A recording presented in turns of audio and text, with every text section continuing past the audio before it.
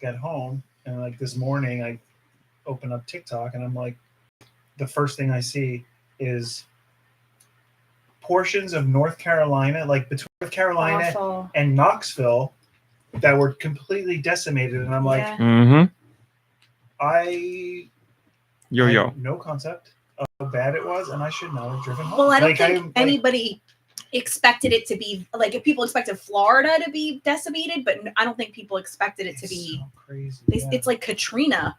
Even Katrina. Only like not even a year hurricane ago, bitch. Dollyland got flooded out. Dollywood or Dollyland? Yep, Dollywood. Ooh, Dollyland. But I didn't know if there was like an apartment complex next. Like I don't. No, I wasn't it's being like fresh. a really cheap and miserable. Many families have gone and been very that's just disappointed. Like, we're here, kids. Dollyland. John and Bonnie were like, Danielle, we're going to Dollyland. It's a bunch of dollies. You don't want to know about baby dollies, like push dollies. You don't want to know about my experience at Disney's Wood. All right, let's get to this thing going. Go Nintendo podcast, episode 943, the Mabosstiff podcast. Come on, I mean, it's just getting worse and worse, right? Mom brain, please. It's evolving, all right. Dilbert. You're okay. You It's just got to get close. Erecting? Oh, evolving. That's what it's called. Oh my gosh. Your Pokemon is erecting. This is beautiful. Champagne. Thank you. Satin trim. Okay, so Mabosstiff. This Pokemon can store energy in its large dewlap. Okay. I'm not making that up. The hell's a Mabosstiff. dewlap? I like to assume it's like a primordial pouch, but that's just me. Mabosstiff unleashes this energy all at once to blow away enemies. Oh, so I guess it's its butt. It's dewlap. It's butt. Dewpaw? 3 feet tall, 134 pounds, male and female, and the category is boss. Abilities include Intimidate. When the Pokemon enters a battle, it intimidates opposing Pokemon and makes them cower, lowering their attack stats.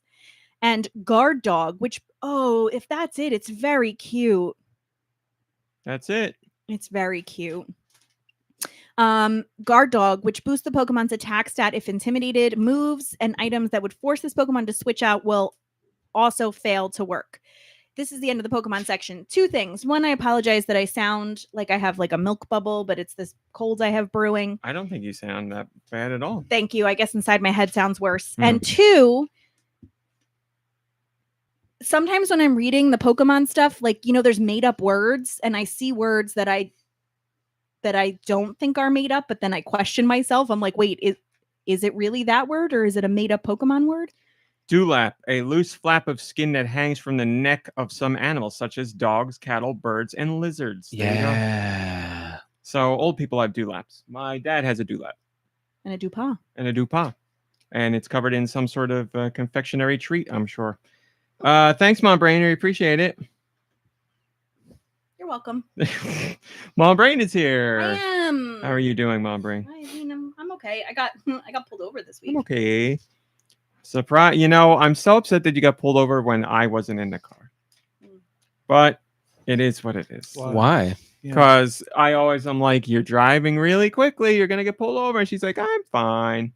That's why I was wondering if it was just so you could like rub it in and give her, and I told you so. Well, but hey, apparently you don't need to be in the car to give her, and I told you so. You just give it to her indirectly like that. That's great. I actually almost didn't say anything because I wouldn't have to, because you have no idea what our car insurance is. My mom would let me know. But I do see you on the app. It was not around here.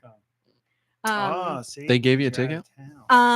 So what happened was, you're not from around here, are you? I was going 55 and a 35. Ticket for being a woman driver. And he was like, look, I'm going to let you off easy because but you got to do something for me. Right.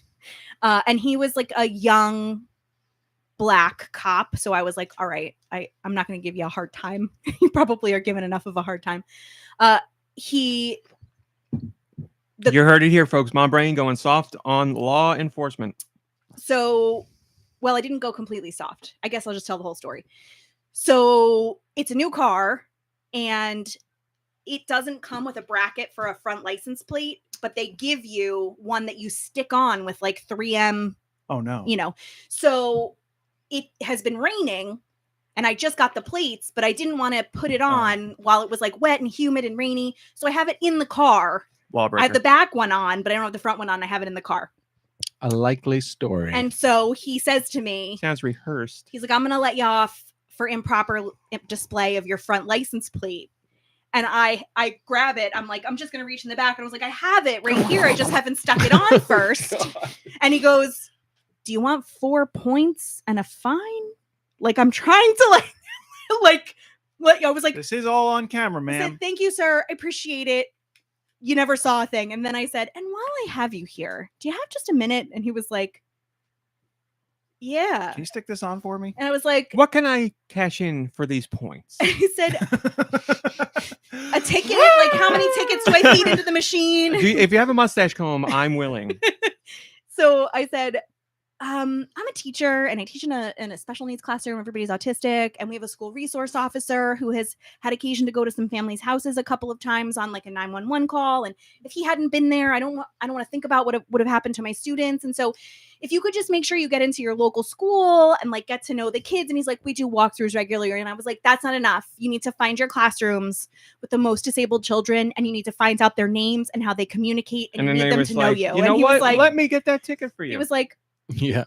Okay, thank you so much. I was like, it's really important to me. I said, my kids with autism, they're not going to hurt anybody. Just like police aren't out to hurt anybody. So he went back to the station. He's like, I met this crazy woman and I was trying to help her out and she just wouldn't stop. He looked at her and he said, I'm too lazy to write you out a ticket. What am I going to do? Yeah, Go to this school and talk to the children? Yeah. So he's like, we have a school resource officer and, whatever. And so then I texted my school resource officer and I was like, I just got pulled over. He's like, I can't help you. And I was like, no. I just want you to know. I like, let them know how great you are in case somebody gets in touch with you. I just got pulled over. I'm in the middle of a shootout.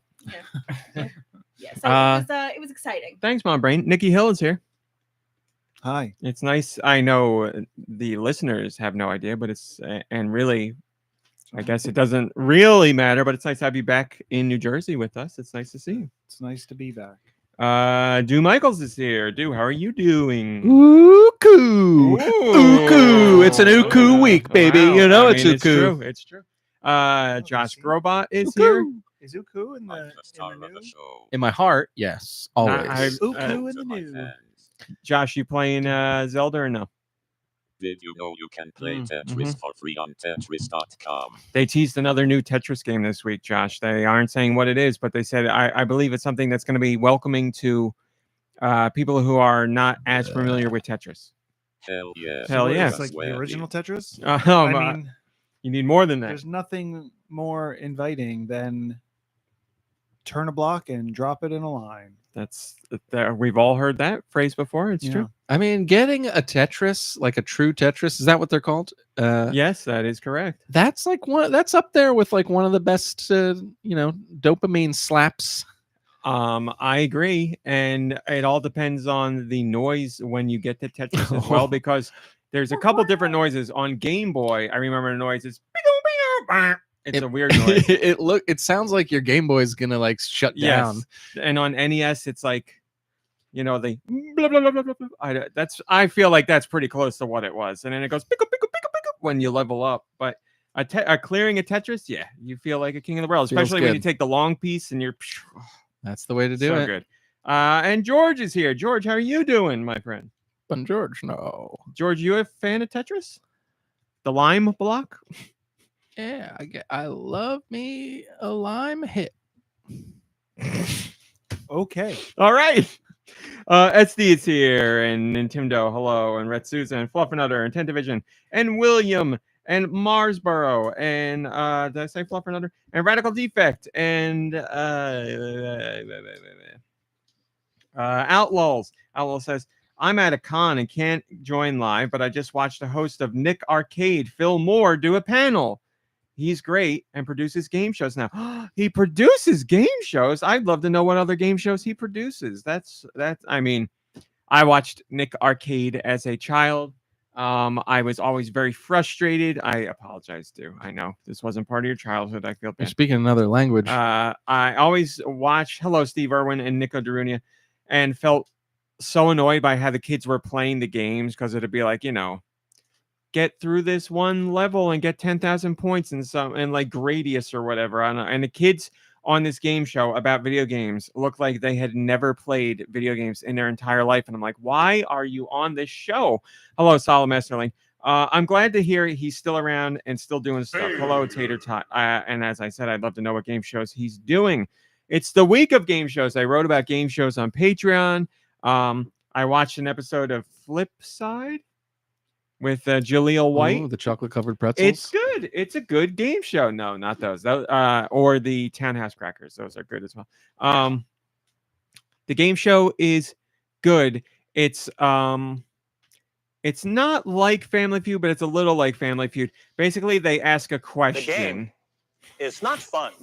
Reggie, no. They ask a question. It's like, Is the game fun? yes, the game is fun, Reggie. That's it, Reggie? Okay. I'm glad to hear that. So they ask a question. I'm trying to think of one of the questions. The only one I can think of was the last question, and that's not a great example. They ask a question, and they have answers. And Okay, if there's all right. 3 answers, you have to pick the 2 most popular. So it was like... So it's like Family Feud, but they show you the responses. They show you the answers, yeah, and you have to guess which ones people said most. And if you guess the one that is worse, then you lose. Like, we're very close to a game. I mean, it's probably been a game where it's just true or false. Yeah, that show is on TV right now. Yeah, it's not called that. But for some reason, that show's horrible. I watched 2 episodes, and it's really not good at all. You just answer true or false, and then you guess after that if you think your answer was correct or not. It's really boring. It's really boring. And it's hosted by Shaq and somebody else. Why would you think your answer's correct? I guess I can see why you. So I'll Probably explain give it. you like a little bit more information. They go, No, they don't. That's literally what they do. Hello, Roth. Good to see you. Gambling. It's like, you get a chance to. Do you get a chance to double down? So let me explain it better. They ask you 10 questions. I think it's 10. And it's like rapid fire. It's like, I don't know. Can bats see in the dark? Yeah, or bats can see in the dark. True or false? And you say true or false. You lock in all your answers, and that's that. And then after that, they're like, how many answers do you think you got right out of the 10? And you're like, 6 of them. And then if you manage to get there's like a window. If you get 4 to 6 of them right, then you win money for it. But if you get more than that right or less than that right, then you don't get any money. And it's so boring. And the best part is True they managed to over under. They managed to stretch it out into an hour. Oh my god! It's so, and I don't dislike Shaq or the other host. I can't remember her name. They're fine hosts, but it's just such a boring idea for a show that it's embarrassing. I tried. I will try any game show, and that's not it. Oh, William, that's great. That son of a bitch. I remember seeing him on Nick Shaq, Arcade. I'd expect like a game show where it's like rub icy hot on your eyes and see how long you can stand it. True or false? The Shaq-a-roni is the greatest pizza. Shaq-a-roni. So yeah, it's not good, but this game show is good. So so the final question at the end, I don't remember how the show works exactly because I only saw the 2 episodes. They ask questions with more answers as the show goes on, but if you're the team that wins, the final question at the end has 10 answers, and you have to guess the top 5. And the question they asked was, you hear a noise outside of your tent at night. What do you think it is? And it was like, the wind or your imagination or somebody getting up to pee or whatever. More from that. What's the noise that I hear? A leaf, like a branch snap, a rustle? Well, there were 10 answers, and you had to pick the top ones. And the 5th one, obviously, is the hardest to get. And there were the answers that were left. Warranty salesman. So one of the answers that was left was cars passing by, Bigfoot, an alien, ghosts. And one of those was the final answer, and I was like, Bigfoot and alien and ghosts were like Bigfoot, alien, ghost, a car passing by, and I think just your imagination. How about a bear? A bear was number 1. I can't abide this game already, but continue. Well, it's just people's answers. And this is flip side. How about the flip side is we don't watch it. I get hey. The show's good. Jaleel White deserves a job. He's a very good host. Even my dad said he was good. Yeah, but, so I mean, it doesn't have to be that job, He can still do something else. I don't know. You got to ease your way in. I He's got to get heard- something first. I heard Reginald Vell Johnson thought he shouldn't have a job, Thank you. and I side with Thank you. Uncle Phil whenever I can. I 'Cause know, he's dead. I know he's not. What was Uncle Phil's stance? He should have a job. I said the wrong name. I'm trying to think. Uncle Winslow. Phil was Carl. Uncle who? Carl. So you stand with Carl? Are we talking about in that character was a joke, Carl man. or Reginald Vell Johnson? No, I like Because both of them hate Phil. Urkel. I know, apparently. right? Isn't that terrible? It's so But awful. Carl anyway. Winslow said he shouldn't have a job, and Uncle Phil said, "Who's Urkel?" Yeah, that's right. Well, Uncle Phil did show up on Family Matters once, so Oh, that was great. And they Um, hugged it out. yep. But anyway, And he fifth, whispered in his ear, "You leave Urkel alone." the fifth answer was Naked Grandma, Turkey. I don't remember, but it was one of the annoying Turkey. ones. It was like ghosts or aliens or one of those. And I was like, that's what people pick besides a car passing by? I'm sorry. I just, Because again, yeah, you need more specifics. You can't just be like, oh, a noise. I mean, we're smart enough to be able to decipher between noises. No. with It the should very- be a You're tree misreading- snap, you're like a branch misreading snap. The or game show. They are giving you the top 10 answers people gave. The game show is not giving Right. the people the answers. So no. So people said an alien. So when you say I hate you it. hear a I hate noise, people then. Yeah. and it's that vague, yeah, I'm thinking like a scary rustling or something else. Not like a car is a very distinct sound, so I don't expect people to say that. You know, like oh, I'm in my tent. I'm saying, oh, I heard something. Like, I want to stress these are what everybody said. but car was not the. Yes, it was, we're but it way wasn't too in the top logical 10. for this That's what game, I'm I saying. think. Yeah. But I enough wouldn't people expect it. said car. I wouldn't expect it to be in the top 10. Then, So you would because- you would expect more people would say alien or ghost over car is what you're saying. probably because the question itself is vague, and I have to go with answers that fit that because a car is not just like a spooky sound you're going to hear. So like It's like, where Well, are it you didn't say anything sleeping in about a spooky. tent? It just said you heard a noise. that's what I'm saying. But we can deduce that So confused. from No. the first part where we're sleeping in a tent that we're not next to the road. And you know what else goes with tents and with camping Yeah, and with I mean- campfires, ghost stories and UFO stories and Bigfoot stories. Obviously, even though we know those are irrational, that's what goes with like Yeah. sleeping in a tent versus you're not on the highway sleeping in a tent. I hate this game.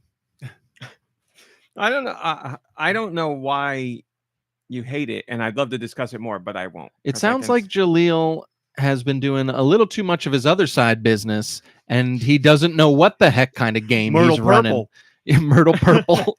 um, Is that what it's called? it's called. I think it's Purple purple. Purple Urkel. Myrtle Purple's really good too. I just again I want to stress that Urkel is not giving the answers. Urkel has not done anything with the answers.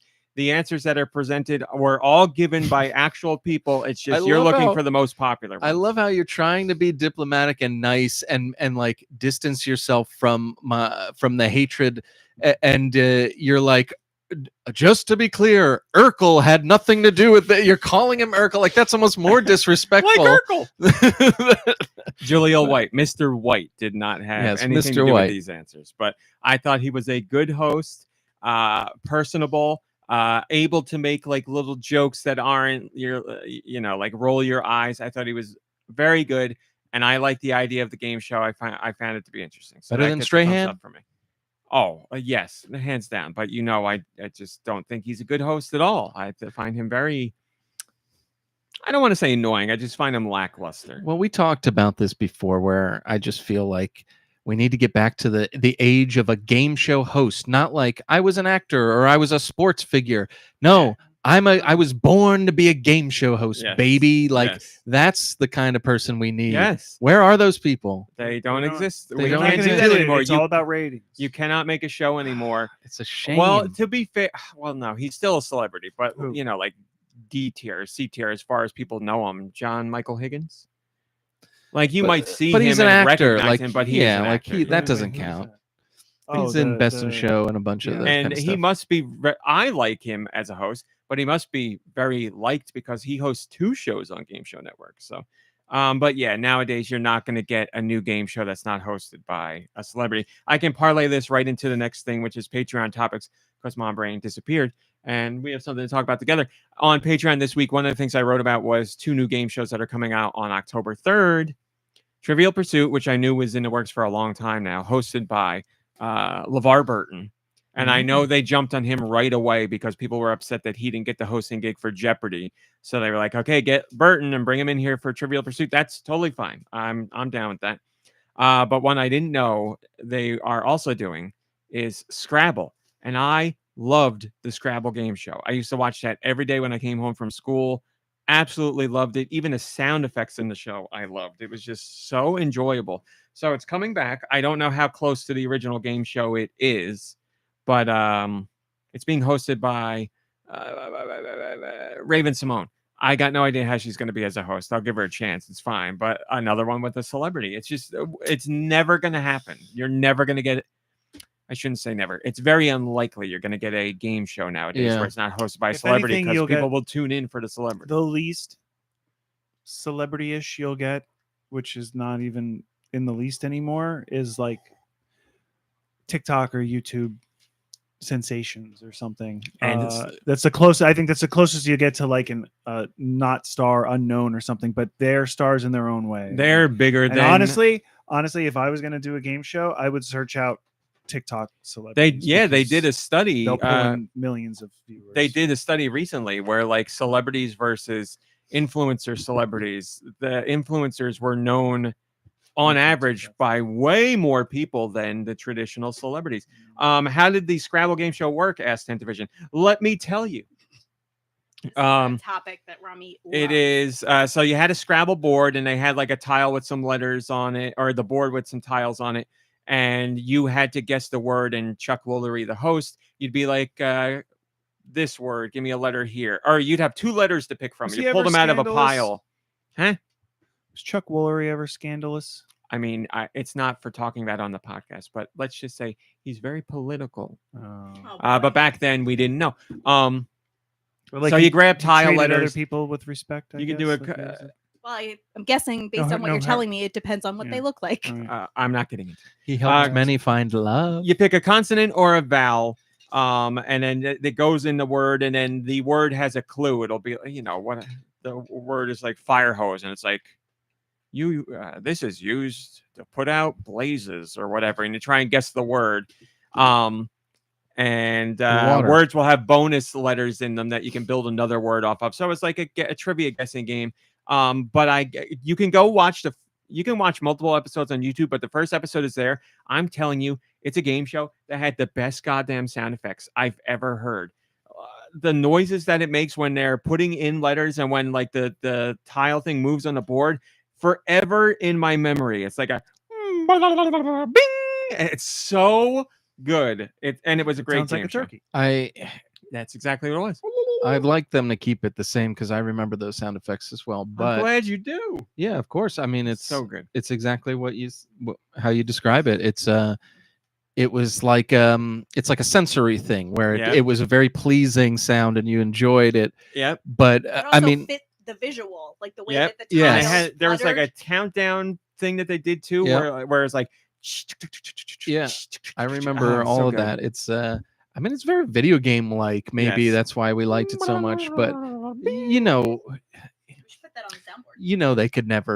They could never replicate. They're gonna change the set. They're gonna change the sounds. Everything's gonna be different. The gameplay might be the same, but everything else is gonna be different, and it's not gonna feel the same. I would have faith in it feeling the same if ABC was doing it, because ABC's revivals of game shows have been, from a sound and game perspective, exactly the same. Like Press Your Luck, same animated style cartoons, same sound effects for the board. The board looks exactly the same. Their match game. Savage Steve Holland, the director of.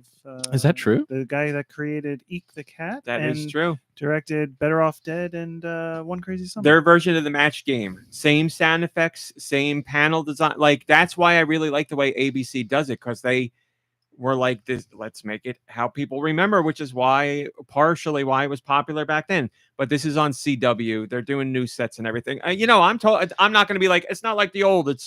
I don't like it. Sure, I need to see it first to decide. CW can't win. We will see. So it's like an hour of game shows with them back to back. So it's Trivial Pursuit and Scrabble, and I'm very excited. Good luck.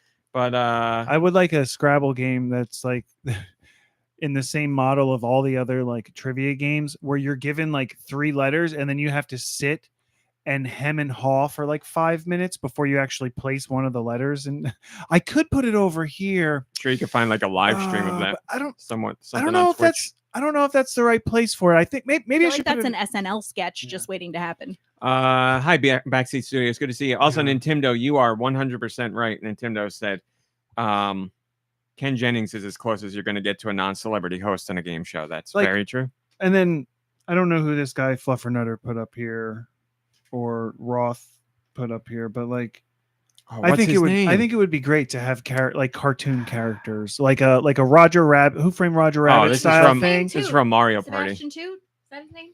I'll give But, like, make have- Sebastian Toot Have the like host of everything. an animated character be the host. That's just not really there, and People aren't going to watch. and all of the contestants have to pretend like they are there, and like, that would be Quizmo. horrible. Fluffernutter says Yeah. Chuck Quizmo. But Oh, anyway, you remember Quizmos? I do.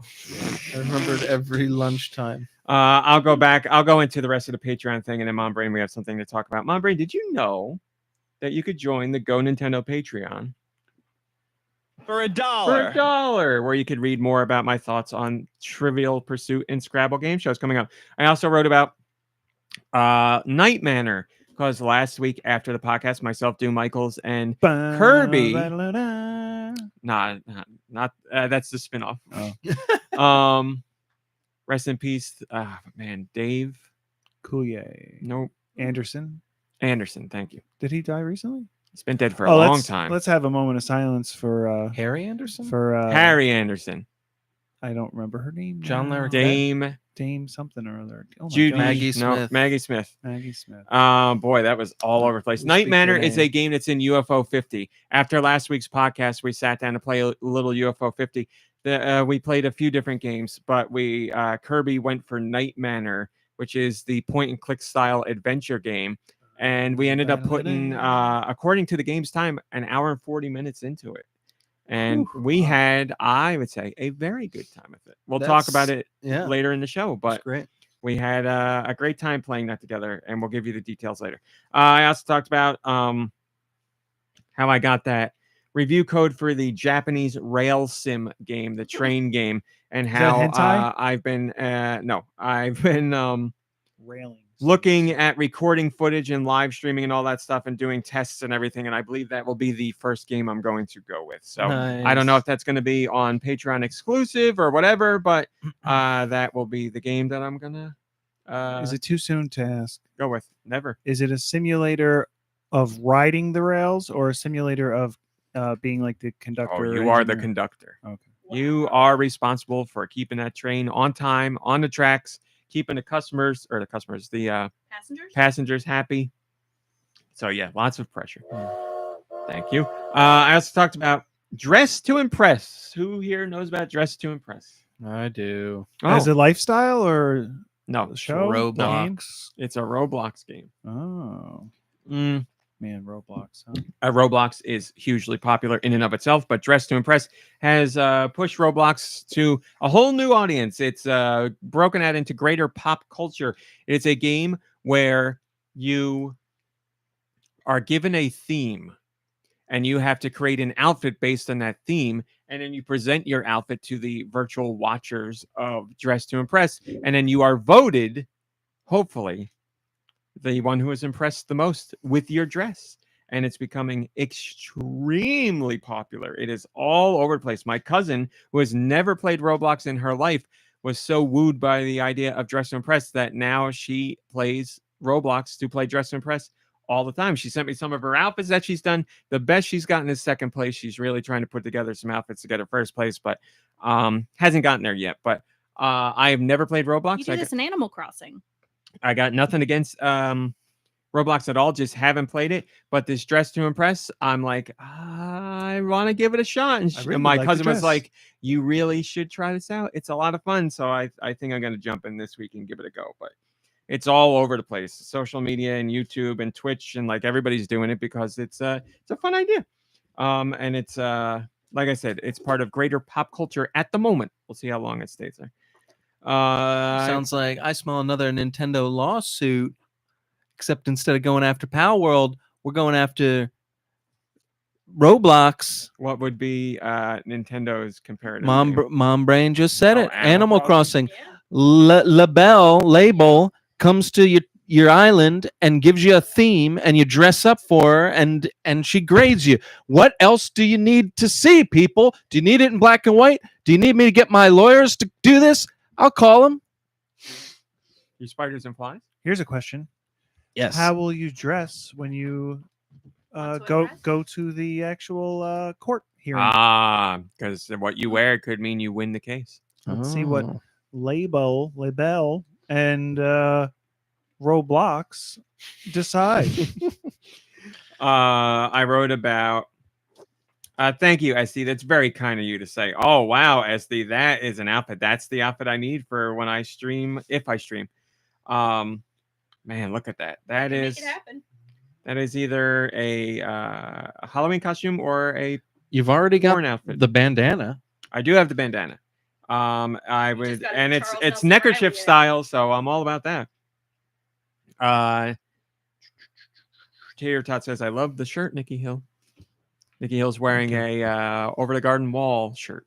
I went to Dollywood and I packed for 2 weeks and I could have Dollyland. sworn I brought extra shirts, and then when I got down there and I was like, it's my day off, I'm gonna go to Dollywood. Where are my extra shirts? And I thought I had this packed and I didn't wear it. And then there was one other person that I saw that had not this shirt, but a Over the Garden Wall shirt. And I am not an outgoing enough person to say, hey, great shirt. Instead, I just ran the other way. And then I tripped and fell. Okay. I didn't You got your actually shirt fall. dirty. Yeah. And that guy's like, The "Oh, only you shirt ruined I your had. shirt." Then I had to buy one of I didn't Dolly's have- shirts. I didn't have the shirt, and I did buy a Dolly shirt. Of Oh, course. Yeah. And It has the neckline really low. how's the neck? Ooh. How's the neckline? well, I mean, Chris. I went to the Dolly museum and I broke one of the glasses and I took one of her old Oh. outfits from Stealing 9 to 5. 9 to 5. Nice.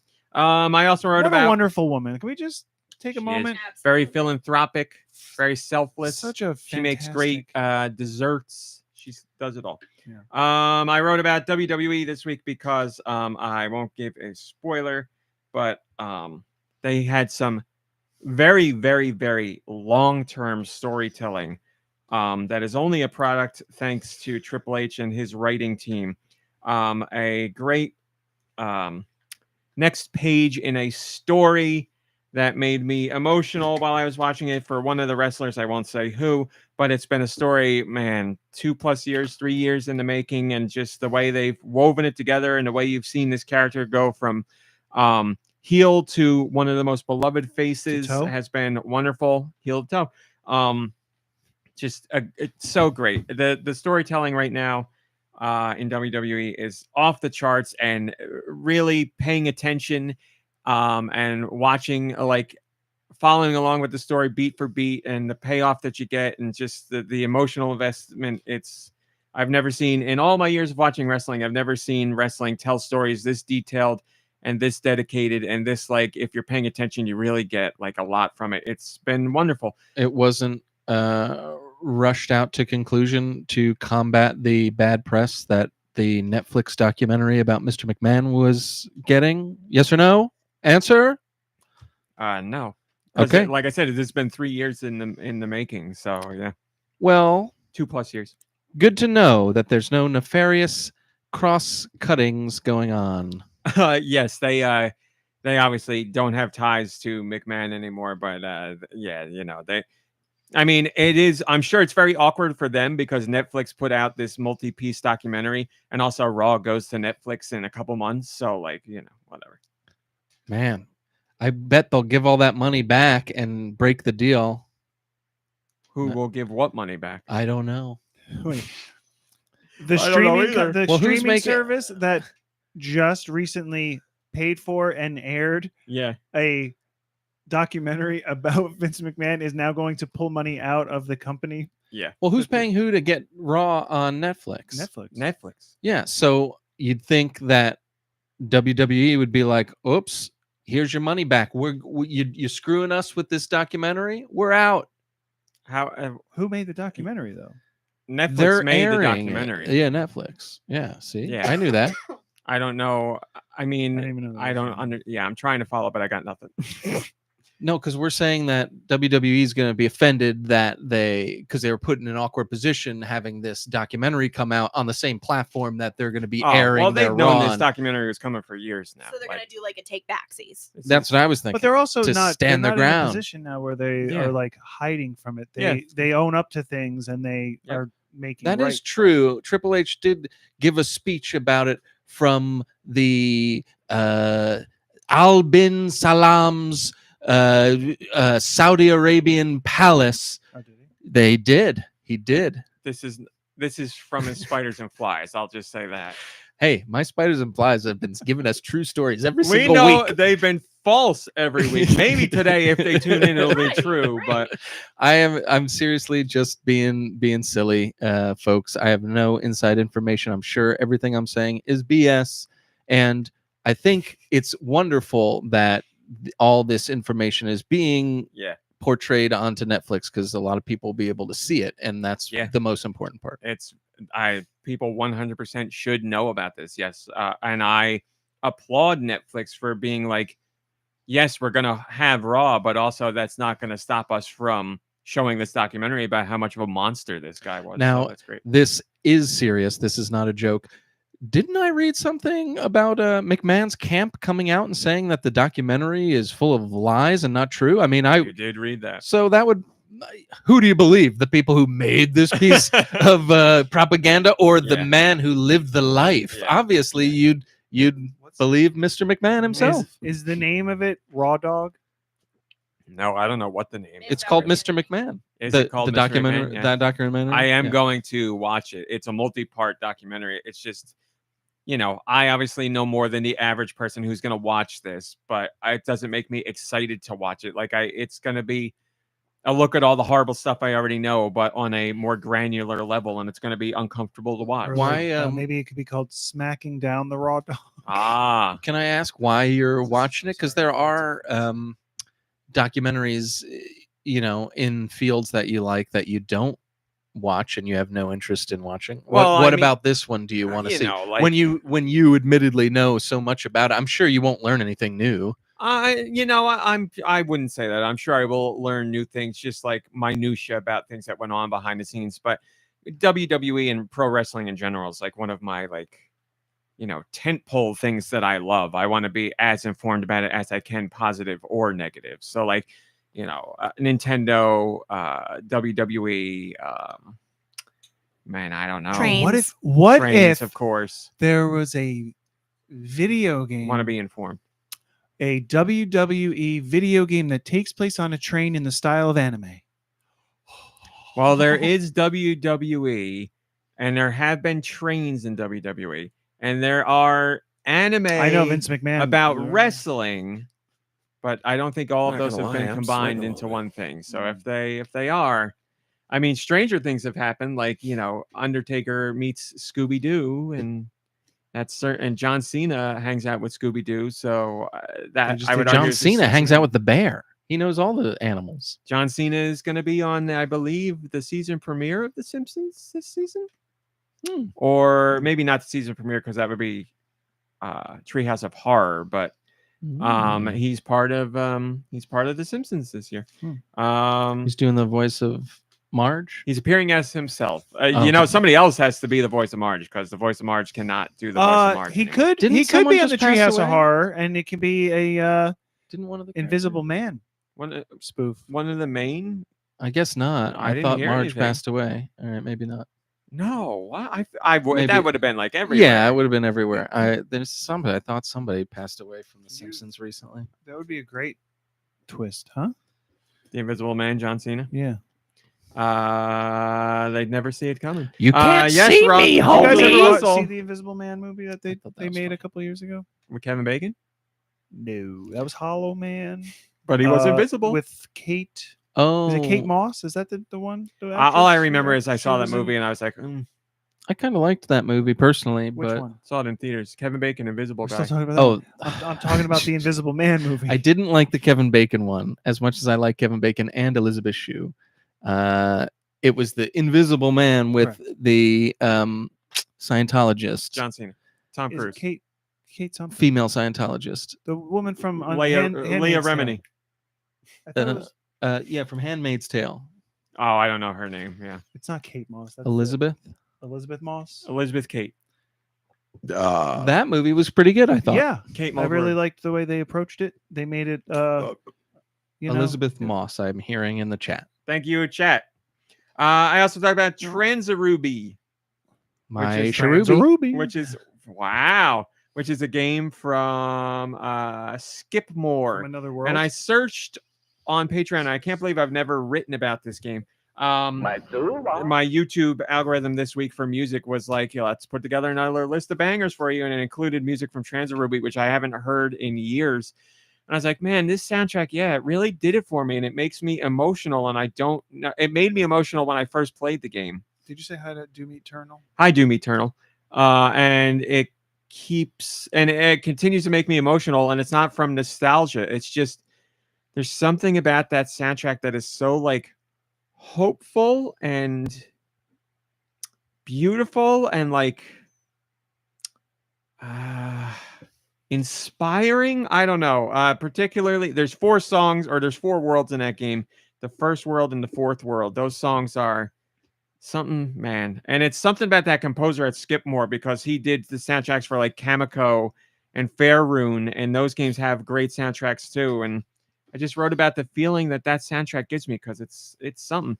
And then last but not least, I wrote about my body and controllers, because I used to have small hands but fat hands, and now I have small hands but they're bony, skinny, frail hands, and I can't play games as long as I used to without my hands feeling like tired or weak, because I don't have the mitts that I used to. And I was talking to you guys about controllers that you use that you feel comfortable with, or feel are ergonomically designed well.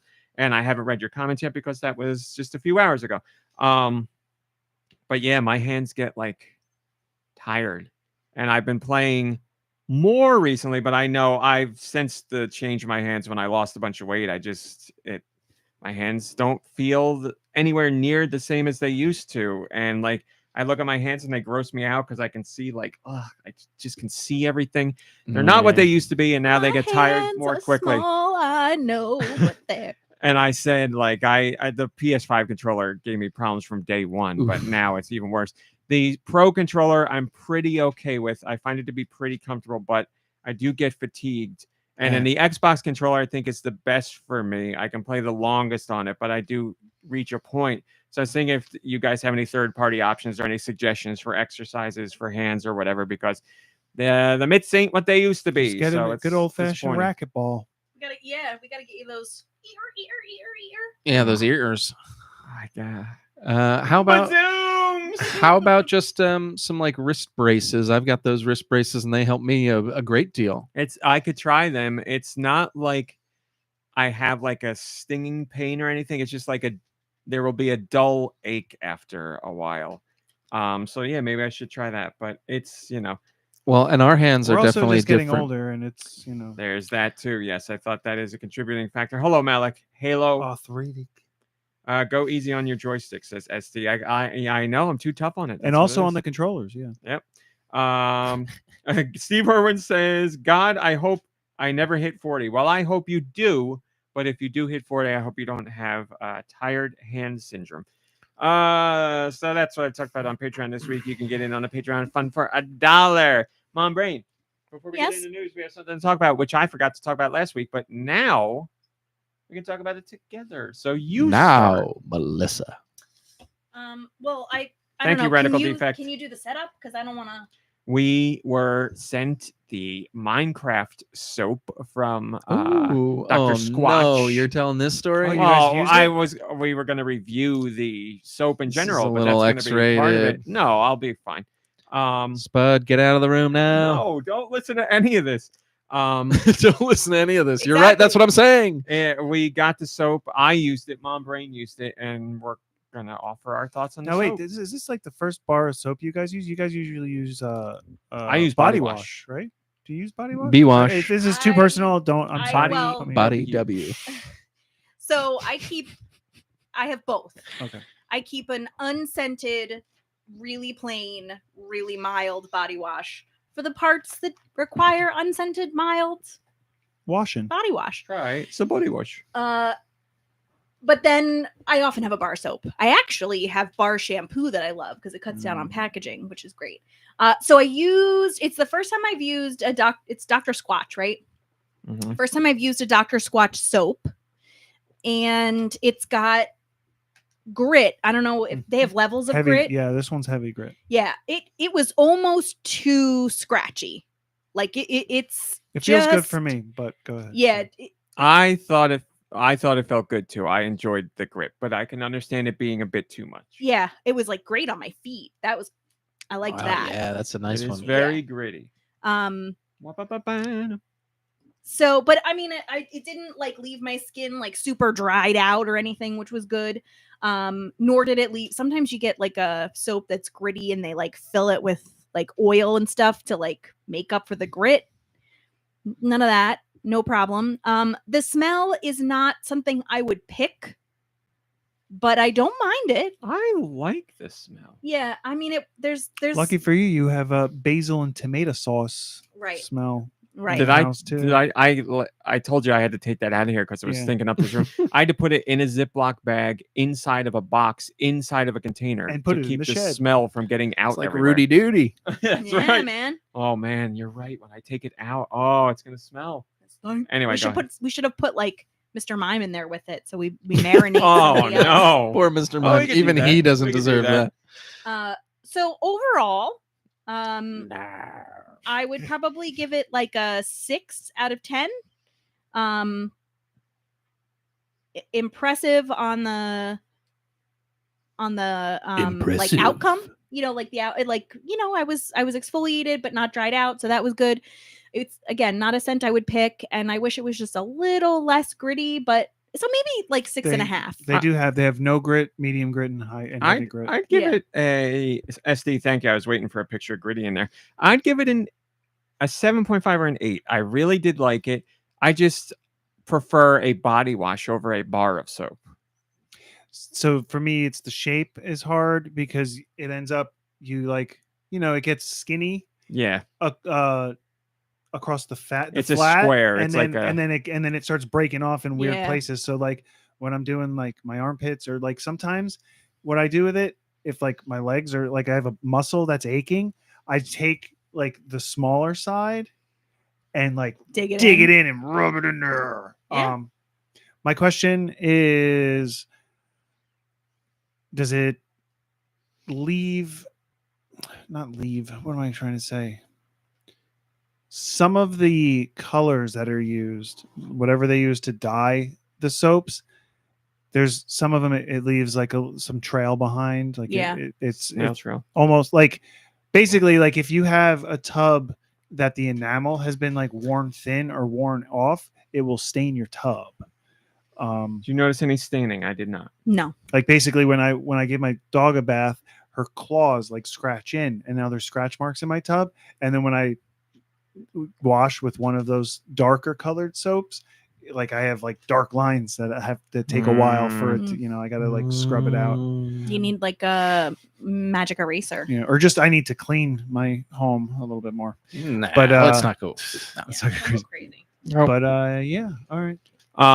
So What was the gross part? What's well, going on? that's it's not gross. Didn't you already hear this? No. What don't, Oh boy. I'm hadn't going to been talk there for about 2 it. years. This has nothing to do with the soap, by the way. This could happen with any soap that has a grit in it or whatever. I Your will penis keep fell it off? as it's too much grit. Close. as PG as possible. When I was washing my body, I washed my entire body, including the lower half of my body. And in this soap are little whatever grit pieces. Right foot creep. And boom. let's say that one of the grit pieces went into a No. Into a very small very whoa hole. It's a giant hole. No. I mean the smallest hole. There's a couple of holes it could have gone into, and it went into the small one. It went in. We don't need to say small. We can say This the is front worse. hole. Like, I don't. We don't have to get I that said not to aggressive with tell the this clean. story. This is not appropriate. Why is it not appropriate? You're talking about getting grit in your pee hole. Why is that? It's a fact of what happened. It's not. Hey, Spud, congratulations, bud. You learned something new today. So all I'm saying is, be careful, because that was an unpleasant experience. But it's a Well, random Crazy occurrence. Colonel, your work is has been decided for you. Have fun drawing that. Oh my god! Join the that'd be Patreon for the amazing. X-rated version. That'd be No, amazing. it's something that happened and it was uncomfortable. It's not like I'm ashamed to talk about it. It just happened. And the that best was that. part is that it's like one of the things that it says on the box is that there's diamond dust in it. So he comes out and tells me the story and he's like, I'm making diamonds, baby. Yep. So it was uncomfortable. But Dang. how did I get it out? I just continued to wash and I got it out. Yeah. But So that's the only other thing too. Like I'm not sure. It's true, SD. They use like pumice stone or something in there for the grit. Sometimes it's different stuff. One of them, it's almost like little twigs or something. It's not. It's not. No. It's like an herb or like a whatever, like a. There what? was back in the day, How about- you were like St. Ives made like apricot scrub, and it was like nutshells like ground up, and we were all like, teenage girls like scrubbing our skin off with it. Like, so I wonder if like that might be part of it. It's not twigs, but it's like some sort of aromatic herb or whatever. Rosemary probably. It wasn't looks like Rosemary the that. farmer. I can't remember which one it was, but it was it was like an earthy thing. It's probably like right now they have their Halloween bundle, so there's like a like Universal monsters like vampire, werewolf, Frankenstein, zombie, or something like that. So it might be one of those, or it might be something they had like a whatever. Anyway, Fluffernutter recommends Birchwood Crazy. Breeze scent. They say it's a little gritty, but it's fine. There you go. So that's the review of the soap. As with any soap, don't get it in your pee hole. As with any soap with grit, do not get that in your pee hole. But And PSA, if you have parts that pee hole. aren't like raw meats parts, you shouldn't use anything with scent on those parts. All right. Well, now we're getting into lessons that don't need to be taught. But if you want to do after show and go on your Just wanna rant, you make can sure do that that's clear. Doesn't need to be. Doesn't need to be. It does. Have you seen all the products that are I out think there? If think people want to use Dr. them, use them. Squatch has a female line of soaps and stuff. I think Because it's as we called know, women cannot be Jukebox, maybe? doctors. I think that's more of like their feminine. Called what? Jukebox. Jukebox. I Box think is it in is. vagina. I get it. I saw one in a store the other day. It was like a watermelon something scent. It smelled fantastic. Watermelon is not something I would think of, but It's like if a I saw it, sweet- I'd be like, oh, Yeah, that sounds so- nice. Refreshing. By the way, when I said try the body wash, that is something that's stuck in my head for literal decades. Back when Dr. Ruth, if you're very old, used to sell herbal essences, which was, from my recollection, a shampoo that gave you an orgasm when you used Yeah. it, based on Oh, the I commercial. forgot. Yeah, about remember that? Try the body That's wash. what all of the bathrooms in college smelled like. Herbal, because Dr. that was Ruth? like Smelled smelled like good. herbal essences. I liked that smell. I Yeah, used to me use too. herbal essence Yeah, all the time. Yeah, I liked it a lot. It's still out there, right? Probably. think Let's so. get some herbal essence. All right. All right, They let's took it get off the into market news. after those kids went blind. The orgasm. Too many people got in their pee hole. Funneling it into their. All right, we got plenty of Switch successor rumors and all that. We're going to lump all of these into one story. So, Digital Foundry, which is the outlet that's part of Eurogamer that does deep dives into graphics and tech and hardware for those who are very into that kind of stuff. And they addressed the leak last week of the supposed images of the Switch successor as far as the casing, the shell goes. Because as we talked about that last week, there were renders and there was the shell. The renders were dubious at best. The shell seemed pretty legitimate. And the experts at Digital Foundry, while they don't have a definitive answer, they're giving it their stamp of approval, much like Stamp Guy, which we'll talk about later today. They say they believe this to be the real deal.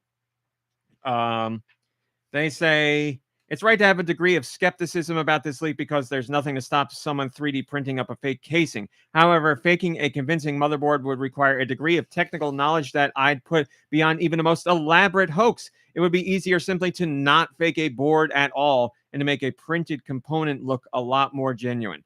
Then there's the fact that everything shown on that board is a match for the latest and most accurate leaks based on Taiwan shipping manifest accumulated by the ardent sleuths on the Famicom board. So Digital Foundry says, hey guys, we say this is looking pretty legit. You can hear their very detailed discussion on their podcast. If you would like, we link that in this post. But if you're going to get a stamp of approval where I'm like, okay, guys, we're looking at the real deal here, I would go with Digital Foundry as one of the best ones out there because from a tech-minded perspective, these guys very much know what they're talking about. So I'd say at this point, not 100%, but pretty darn good chance that what we saw as far as the leaked shell of the Switch Successor and the Joy-Con is the real deal. So there you go, everybody. A What's bigger the, screen, magnetic Joy-Con, but a form factor that's very close to the Switch. Yes, Nicky Hill. What's the big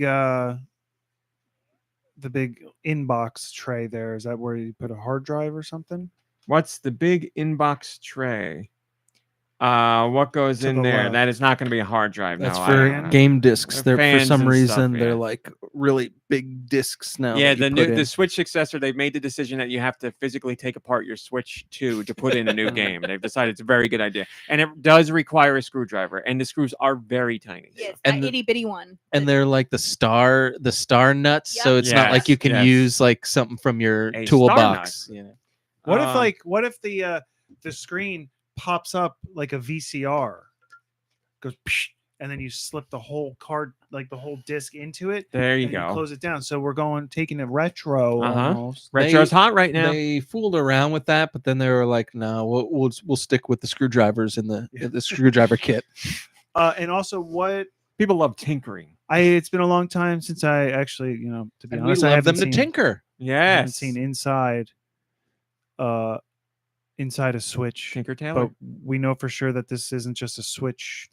Oh, this It's- is definitely not a Switch. Yes, Okay. very different on the inside. King Broly says this thing's going to cost $500. And well, we will get into that later because there's obviously speculation on pricing and all that stuff. But only time will tell factually what it's going to cost. But as far as speculation goes, there was a manufacturer of accessories, Ruben Mercado. He's the CEO of the game accessory peripheral company Blade.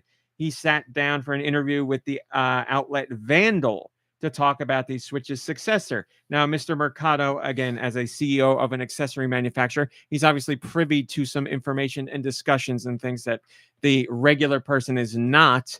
Mr. Mercado talked about the Switch's successor. I want to stress that he got this information through interactions with other manufacturers along with just base speculation. But again, he's going to know more than Joe Schmo on the street no would spiders, know. no flies. No spiders, no flies, but still rumored. But Okay, again, all right. if you work in the manufacturing business as far as peripherals go and accessories for game devices, then yes, you will probably have connections that know things about upcoming hardware because those things have to be sent to those companies in advance so they can make their accessories, third-party controllers, cases, all that stuff. They need to know form factor and function and stuff like that. So again, not confirmed, not saying it's definite, but this would be a guy who would be privy to some information.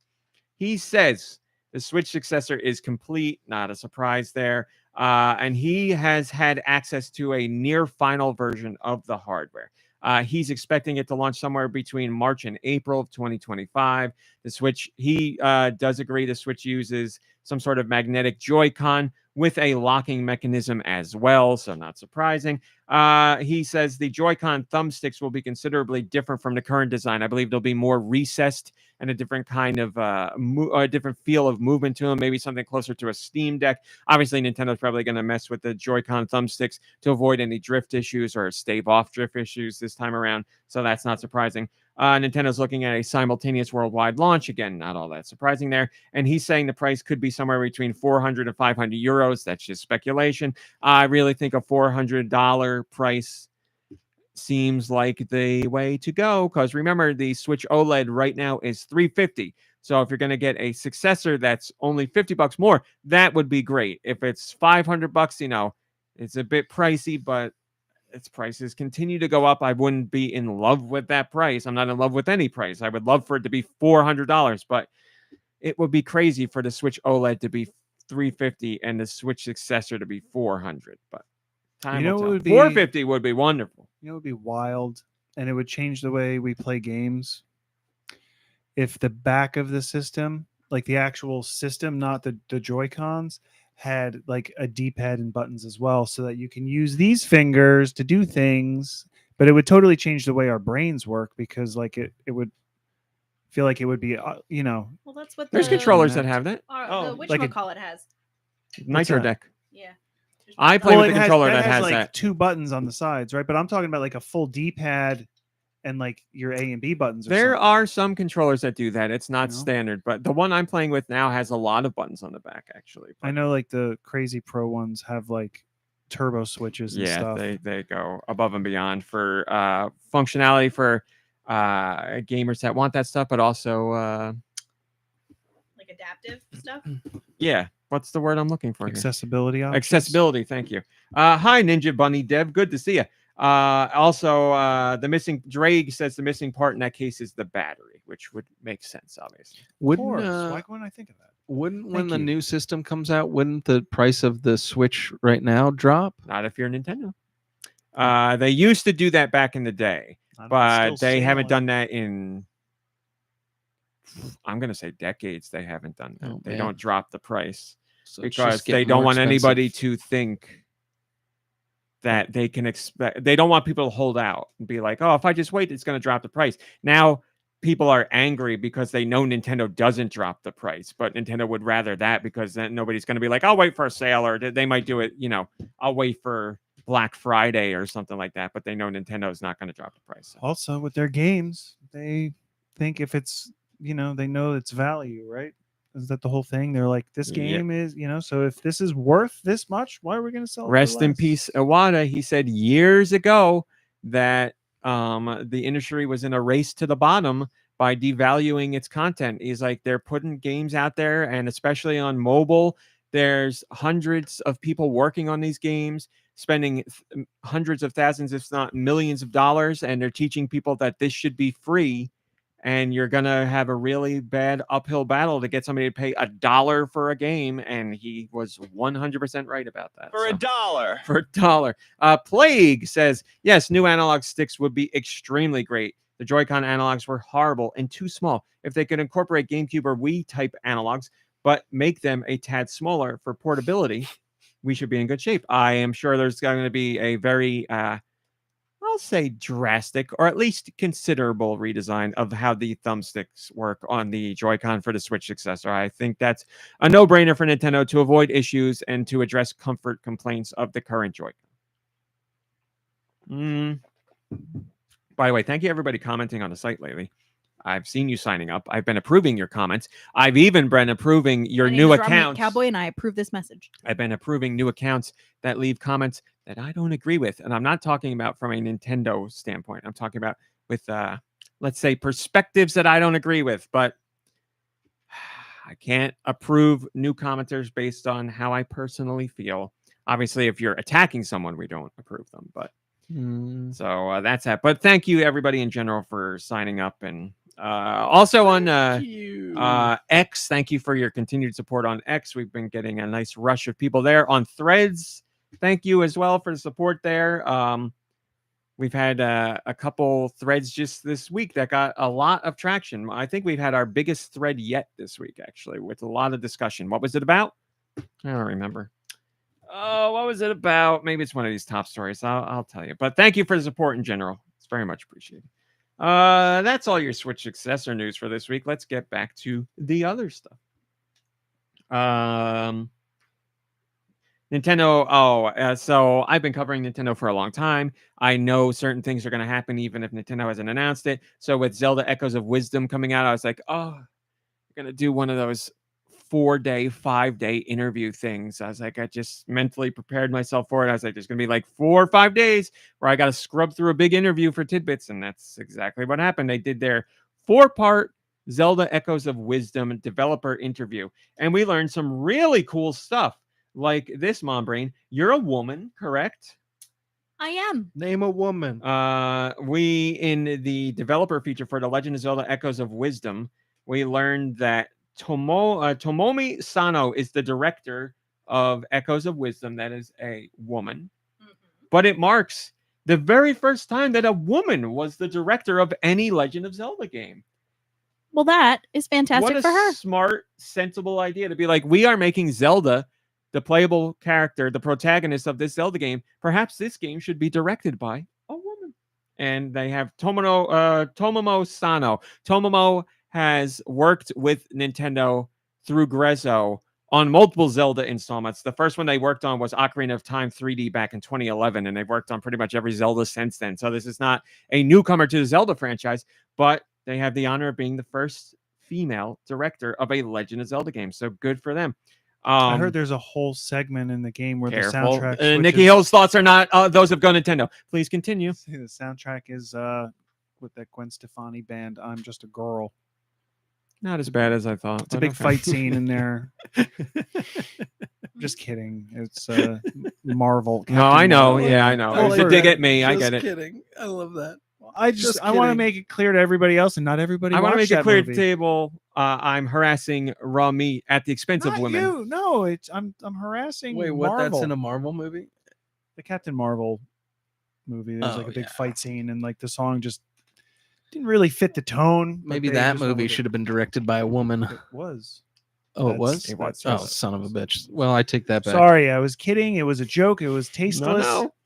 Dig the Also, hole. I want to go back. You said tidbits, and all I could think was bid tits. Oh, I thought you were gonna say Timbits because I love a Timbit. Timbit? You It's- like that? You don't like Tom? I love Tim. Hortons? I love Tim Hortons. Mom Brain does not. Although Oh, you last do? time we went, she found something she liked. What? Yeah, I always think it tastes plasticky. It's not. Yeah, it's But not the thing you as- found, what was it? I don't remember. Yeah, but it was good. It's got to be plastic to make it down from I mean, Canada. whatever. We're not Whatever. that close. It's good. It's not as good as Dunkin', and I don't think Dunkin's great, but I would say Dunkin's Donuts in general. Dunkin's Donuts. That's funny that That you have is to funny. say that Again, now, That right? is funny. Yeah. But anyway, I do like their what is it? Sour cream? I think so. Nice donut. It's a nice Yeah? donut. Yeah. It doesn't look nice. It looks like something's wrong with it, but it Also, tastes nice. real quick. Sorry. Never mind. Continue. We'll talk later. Okay.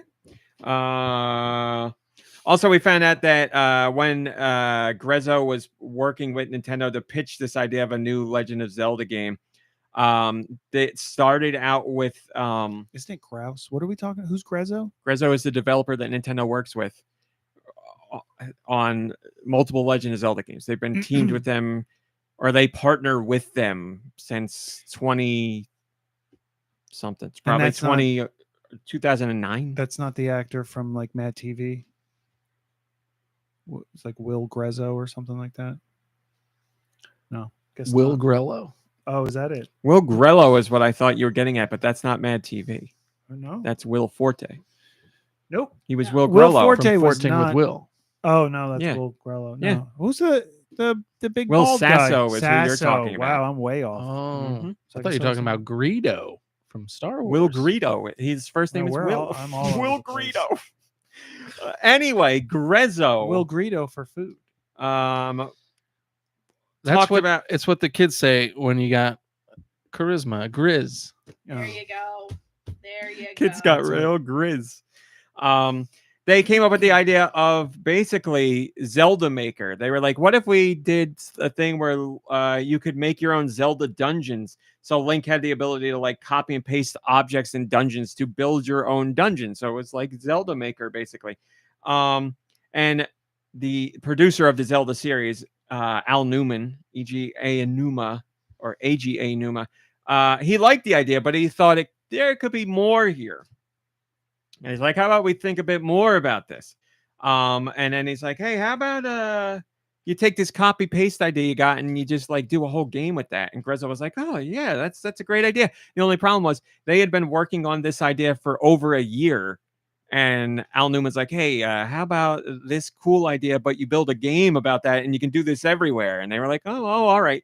So in the interview, they were like, oh, so you upended the tea table this time. They said that to him. And he's like, I Nice. admit it. I did it. Yes. But they ran with the idea and they made it. I feel like It's it's a funny. smart move. Yeah. Oh, it's definitely a smart move. I mean, no one wants to play a Maker. I'm just kidding. The I'm million kidding. selling franchise. Well, Yeah, I'm Nobody wants wondering. that. I think a lot of But- people might, but I don't know how many lots there would be. Yeah, I'm just teasing with that comment, but I think it's interesting that they didn't get the idea from Tears of the Kingdom. I thought, oh, they just riffed Yeah. off of an idea from Tears of the Kingdom, but no, it's something totally different. It had Yeah. nothing to do with it, and yet there's a lot of similarities. And holy cow, does it elevate the 2D genre? Holy cow! They said in the interview, they said they had so many ideas for the game that like they had a 3-day, I think, pitch session, and there were like an insane amount of ideas, and they're like, we have to stop doing ideas. Like we need to like figure out what game we're gonna do here rather. So they've got apparently a whole bunch of ideas that I'm sure we'll see at some point, but not for this Zelda. We got the ideas they focus on. Jesus 2 says, my friend got this early, didn't ask how. And I have nitpicks with this game, but to cut it short, it's not very fun. Combat is bad, and a lot of puzzles require waiting. It's not open as trailer suggested. Jesus 2 is not having a fun time. It's not about. It's not focused on combat, really, is it? I would say It's it focused is on not creative focused on solutions. combat. That is correct. I mean, I mean, you have to fight enemies. the puzzle, there's a puzzling element to combat. Yeah, Yeah. it's not focused on No. maybe how you fight things. I don't know. It's, I'm going to say how the internet works. Dude, Michaels knows this very well.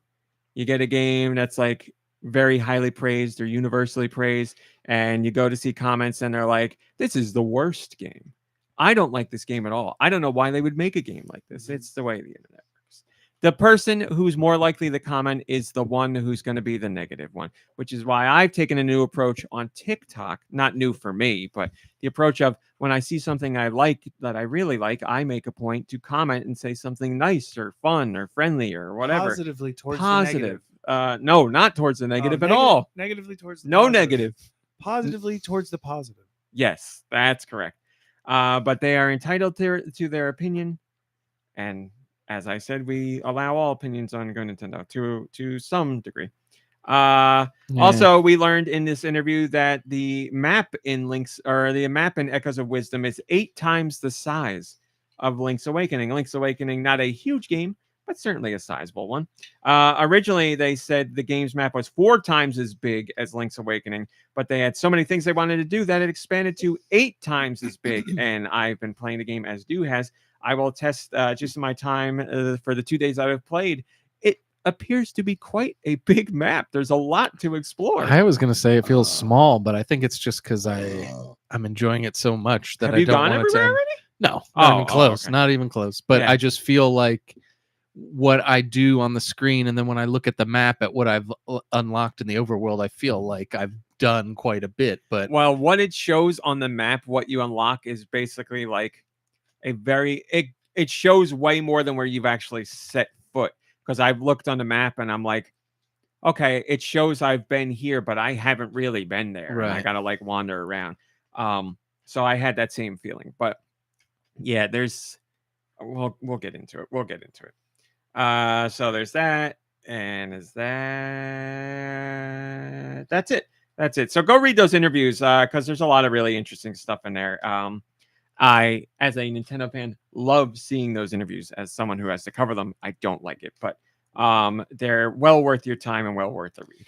And let's also not lose sight of the main part of that article. That Tomomi Sano did a great job.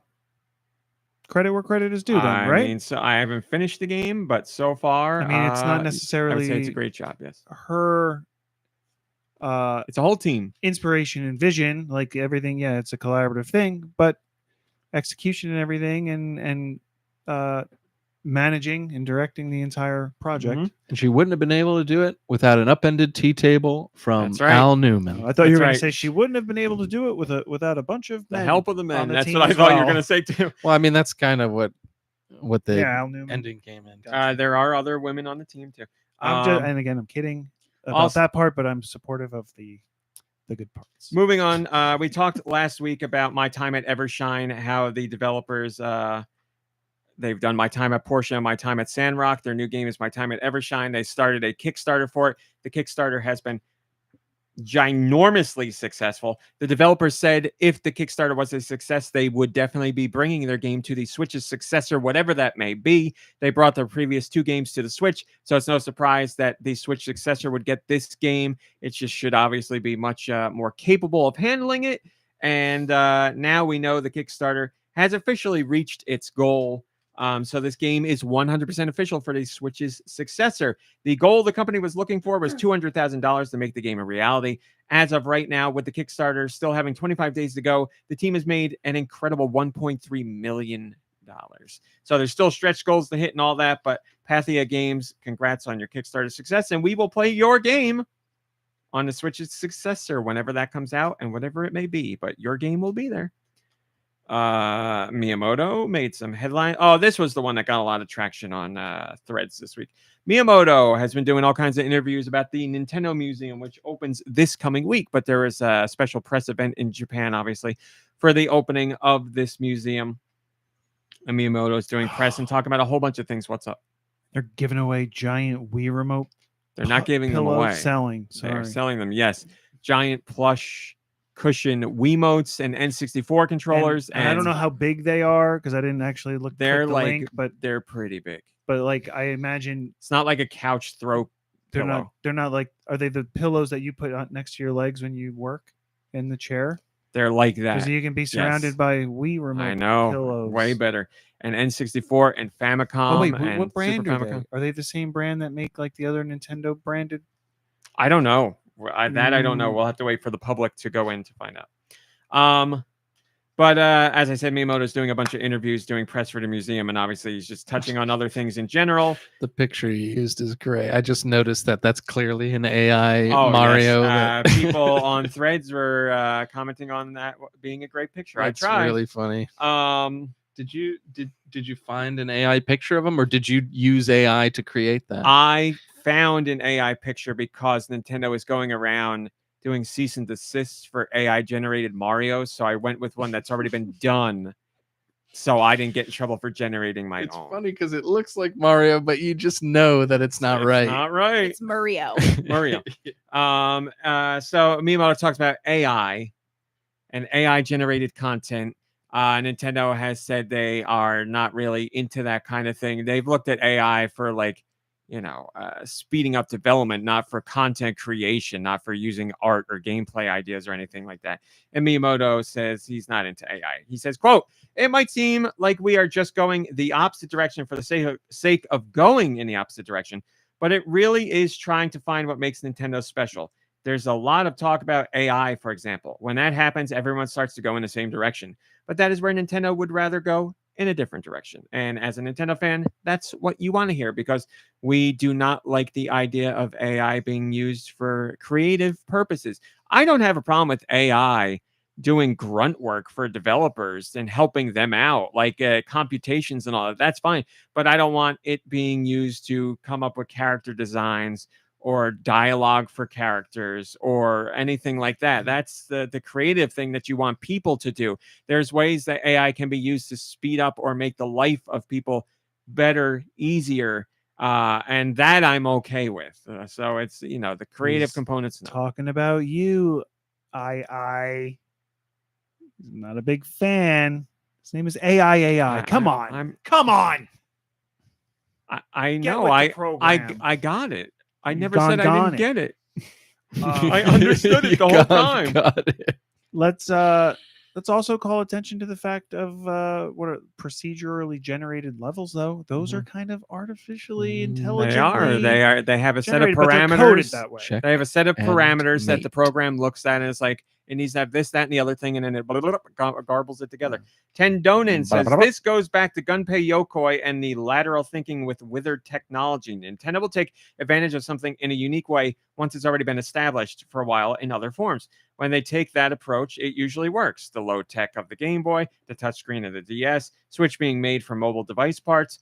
When they try to push limits, they usually falter. N64 and GameCube trying to be technical marvels, 3D on the 3DS, launching Wii U at a loss. In this case, they're choosing to sit back and watch while the rest of the industry plays with some very contentious fire. And for that, we should be grateful. Yeah, that's Nintendo's special sauce.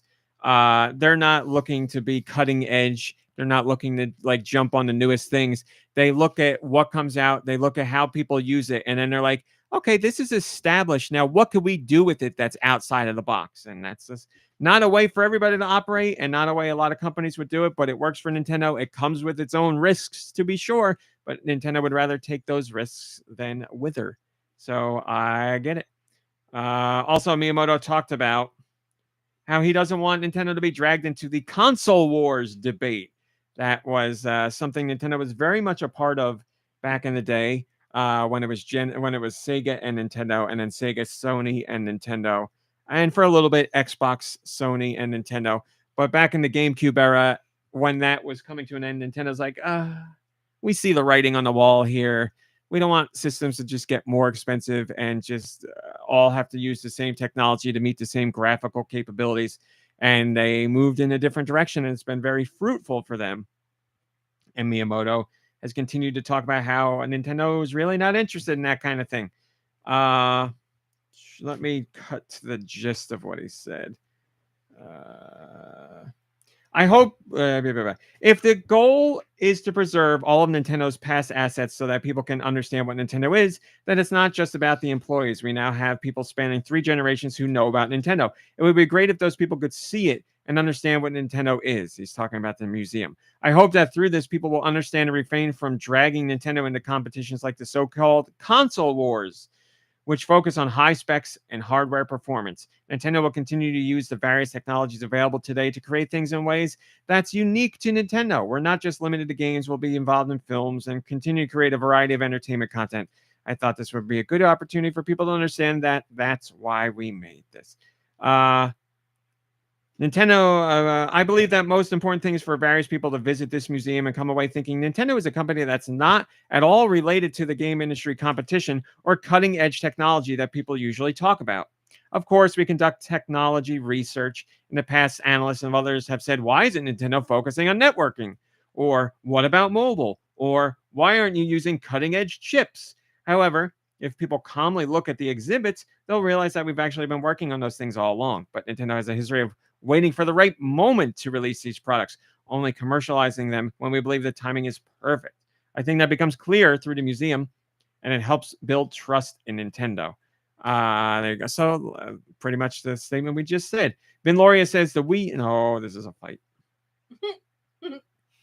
We're not getting into the fight. Go read the fight if you want to. Nintendo has always been very outside of the box. Always, yeah, definitely. So much so that I heard their new system is going to be sold in a bag. That's pretty good. Your own spiders and flies, or No, I go right to the source. Miyamoto? To the teat. Al Newman? The internet. The internet. Okay, moving on. North America, let me tell you what we got. Yeah. Boop, boop, boop. North America this week, let me tell you. The Legend of Zelda, Echoes of Wisdom. EA Sports FC25. Remember, that's what they call FIFA now. Disney Epic Mickey Rebrushed. 3 Minutes to Midnight. 3D Billiards and 3D Mini Golf Bundle. Aro.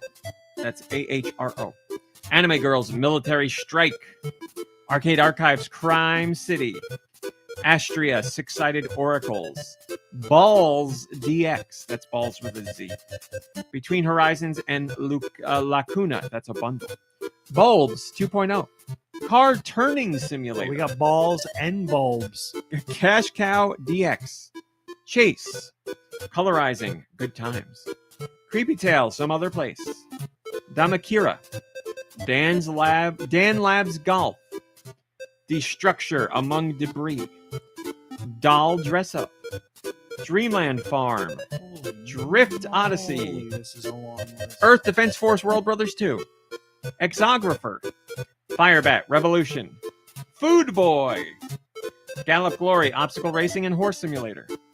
Games Advent Calendar 2024. Go Mecha Ball. Insectum. Epic Battles of Bugs. Insectum. Damn near killed him. Iron Meat.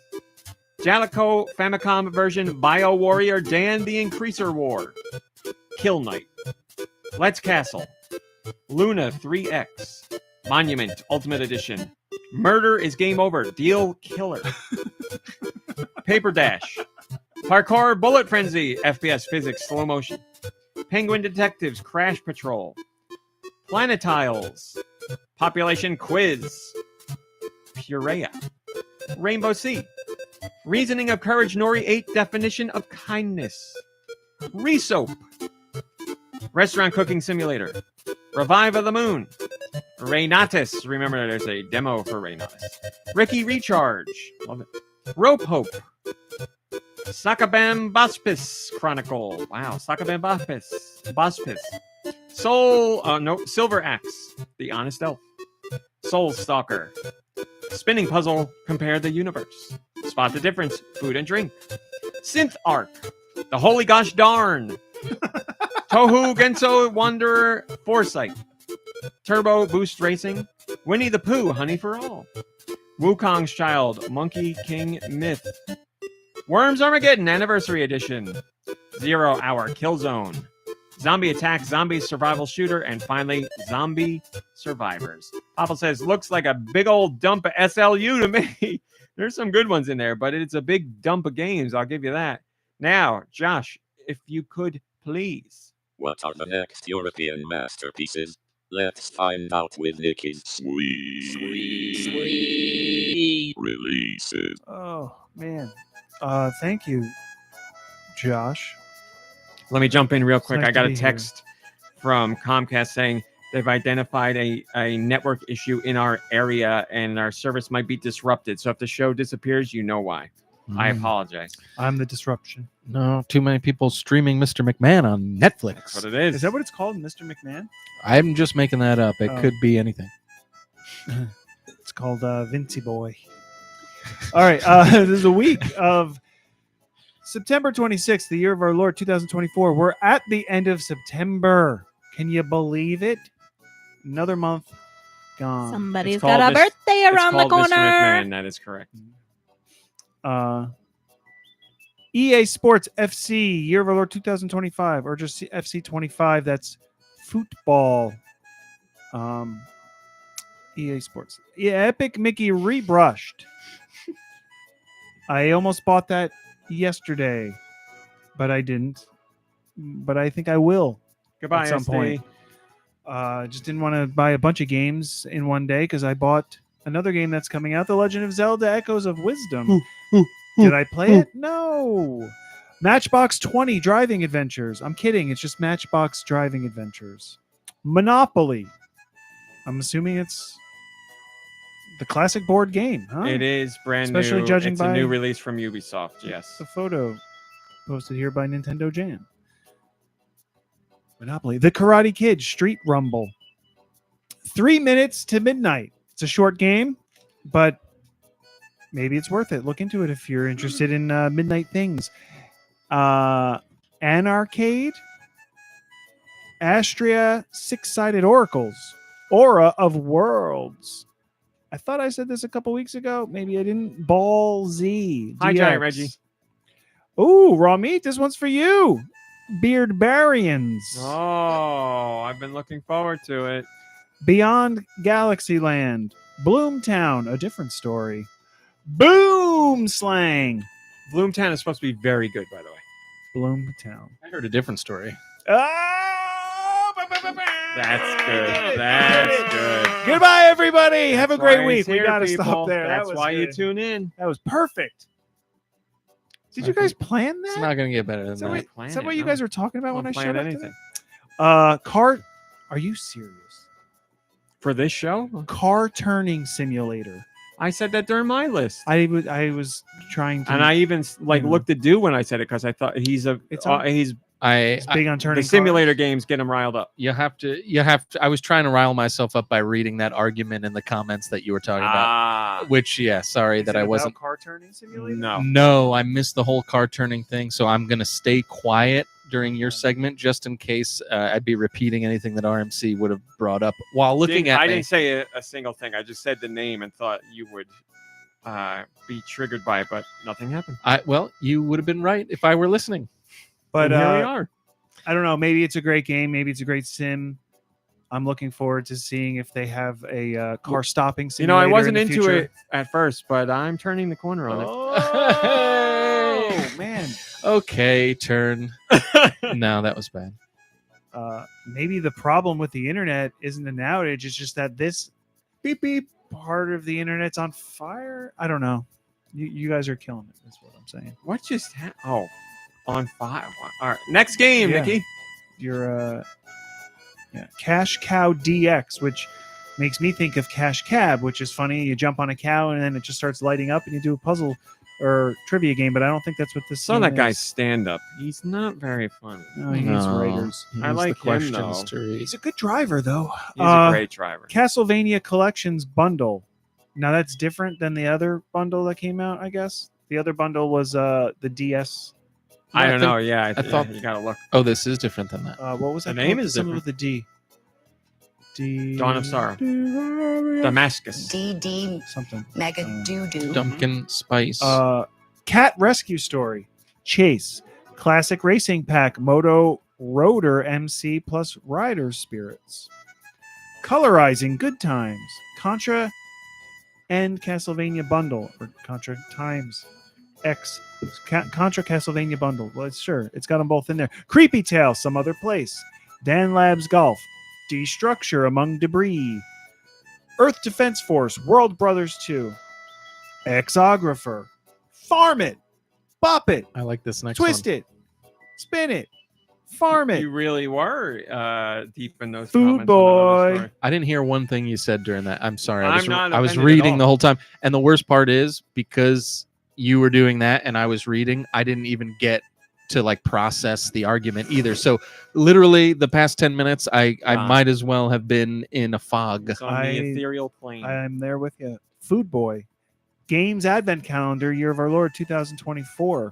Golfing in point? Ether. There's no candy in that. You don't get any candy. Yeah, you get a new game every day, maybe. That would be tough. Okay. That would be All right, great. all right, That'd be a I'll take lot it of back. work. That'd be Eat bigger. your heart out, UFO 50. Yeah. No, Not- because not it'd be bigger, 30 50. days. Yeah. Oh, no. That's still, you know what? Let's That's get why it. it's called Let's see. UFO 50 because it comes from outer space where there's more than 30 days a month. By the way, did you know that the Switch, like we've been talking about this since back before the Wii, that like a game system that dispenses candy, this game's advent calendar actually taps into that unknown Switch ability. So you open a door and a little piece of candy comes out. Too many Ooh, piece of children candy. already accepting candy from strangers. I don't think. Your Switch isn't a stranger.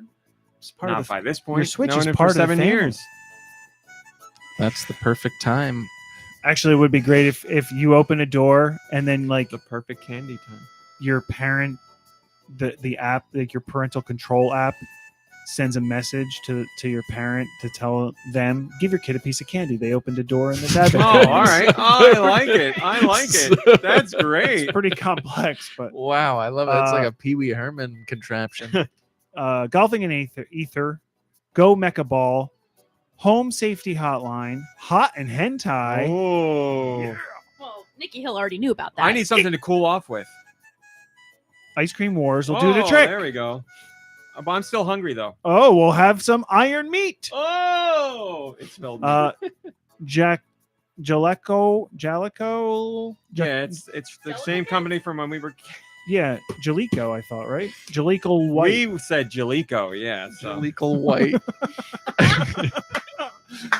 Ooh, it's a long list, folks. I'm sorry. Jalico White, Famicom version, Bio Warrior, Dan the Increaser War. Jalico matter. Did That's the I show. do It's that? Legal matters. Jump, jump, dodge, die, repeat. Live action bit, theater route, Yanroku. Submit your podcast of the year nominations right now, people. Lots of things too. Travel and Search Collector's Edition, Mhm. Luna 3X for 3 times, Monument Ultimate Edition, Murder is Game Over, Deal Killer, Night Slashers Remake, Paint by Pixel, Paper Dash Las Vegas, Penguin Detectives Crash Patrol, P-Cross Records of the Shield Hero. Picross? Either one. Is that Nintendo? No. They It's do Jupiter, the Picross Kings. Oh, but okay. Population quiz. It's just a 1-question game. How many people live in your town? Blarfingar. Rainbow Sea, Resoap or Resope? I don't know. Resoap. Restaurant Cooking Simulator. Revive of the Moon. Ricky Recharge. Rope Hope. Really got Rope Hope right now. Samurai Katana Rampage Stickman Saga. Season Spree. Ollie Ollie Season Spree. It doesn't stupid. Spinning Puzzle. Compare the Universe.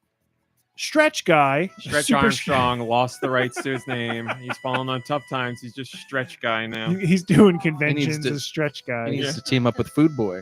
The Holy Gosh Darn. I really want to look into that one. It's supposed to be very good. I'm not lying. It's supposed The to be Jungle crazy. Book, New Wonder Adventures.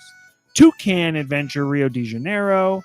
Winnie the Pooh, Honey for All. Worms Armageddon Anniversary Edition. Is that the old one that like It's the for PC version yeah. that we were I talking feel like about? we should That? be playing that. I feel like we I should- got the code. I got it. Yeah, it just came out on the same day as Zelda. So This one the spelling bothers me. Zomb Farm, just because that B is silent, but it's still in there. And Zomb, maybe it's not silent. Zomb Farm and Zombie Survivors. Popple sent in a comment, or just didn't send in, but Sent it in. commented, said, "Ooh, The Legend of Zelda Echoes of Wisdom sounds fun." we'll tell you if it's fun later today. Thank you, Popple, and thank you all of the developers of the games that are coming out this week, the week of September 26th, year of our Lord 2024. The Japan Game Awards What a list. 2024 had just taken place. They are held every year at TGS, and we now know the winners of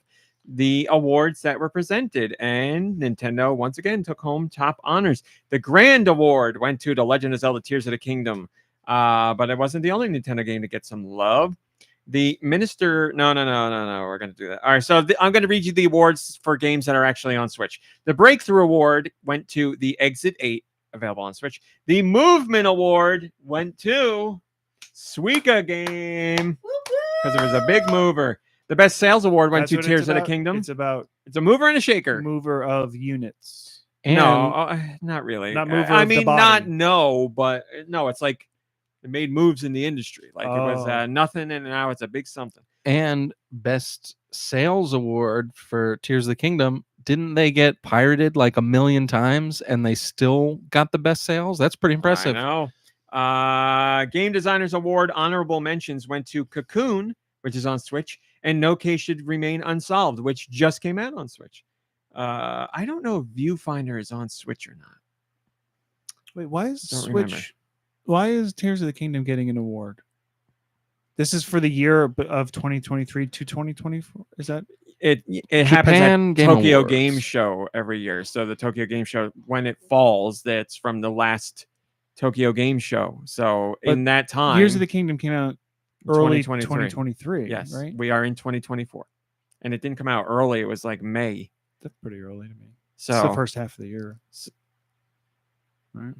well, are we calling for? It's Second it quarter. It doesn't matter. It doesn't matter. So in between know, when it's the just- last Tokyo Game Show happened and now, that data would apply to this year's awards. All right. Okay. Seems like it doesn't line up. I don't know. It seems weird, doesn't it? When You was the think Tokyo they're Game Show doing their last year? awards wrong? Well, I mean, look At the at same time, look at it. September. It's Japanese Game Awards and Nintendo's running away with it. Gee. That racist comment is not that of Go Nintendo. This is all awards, not just or all game developers, not just Japanese game developers. Oh. And then it was also Tears of the Kingdom was also in the awards for excellence. So there you go. Well, good for them. Also in the awards for excellence, Nintendo related. What do we got? Super Mario Brothers Wonder. And that's it for Nintendo related. Nintendo doesn't go to the Tokyo Game Show anymore, right? They just do Nintendo everything. has not been. Nintendo goes to the Tokyo What? Game Show to do to receive their awards. To do well, they did. Exactly. Yeah, Look at them. that's Look true. at them up there. They had what's to give the word them, I'm looking for? They had to give them They have Boycotted? meetings there. They have Oh. meetings there with developers, but they don't have a booth and they don't have a demo station. But there's plenty of Switch games to play on the show floor because other developers are there that are making Switch games. Finally, our last top story. Nintendo's got this weird patent for a mystery wireless device. We talked about it last week, but now we have some new insight. So very quickly, it's some weird wireless device. It's a new thing, so it's not related to the Switch. And in the last week, networking. Thank you, Radical Defect. I was looking for the word networking. Remote Play Gaming is a tech channel that knows this kind of tech, and they looked into this FCC filing, and they said it looks like this is a wireless transmitter that's meant to be used close to the body, so it's probably In your butt. wearable, and it monitors your temperature. you wear it wherever you want, and it communicates with another device.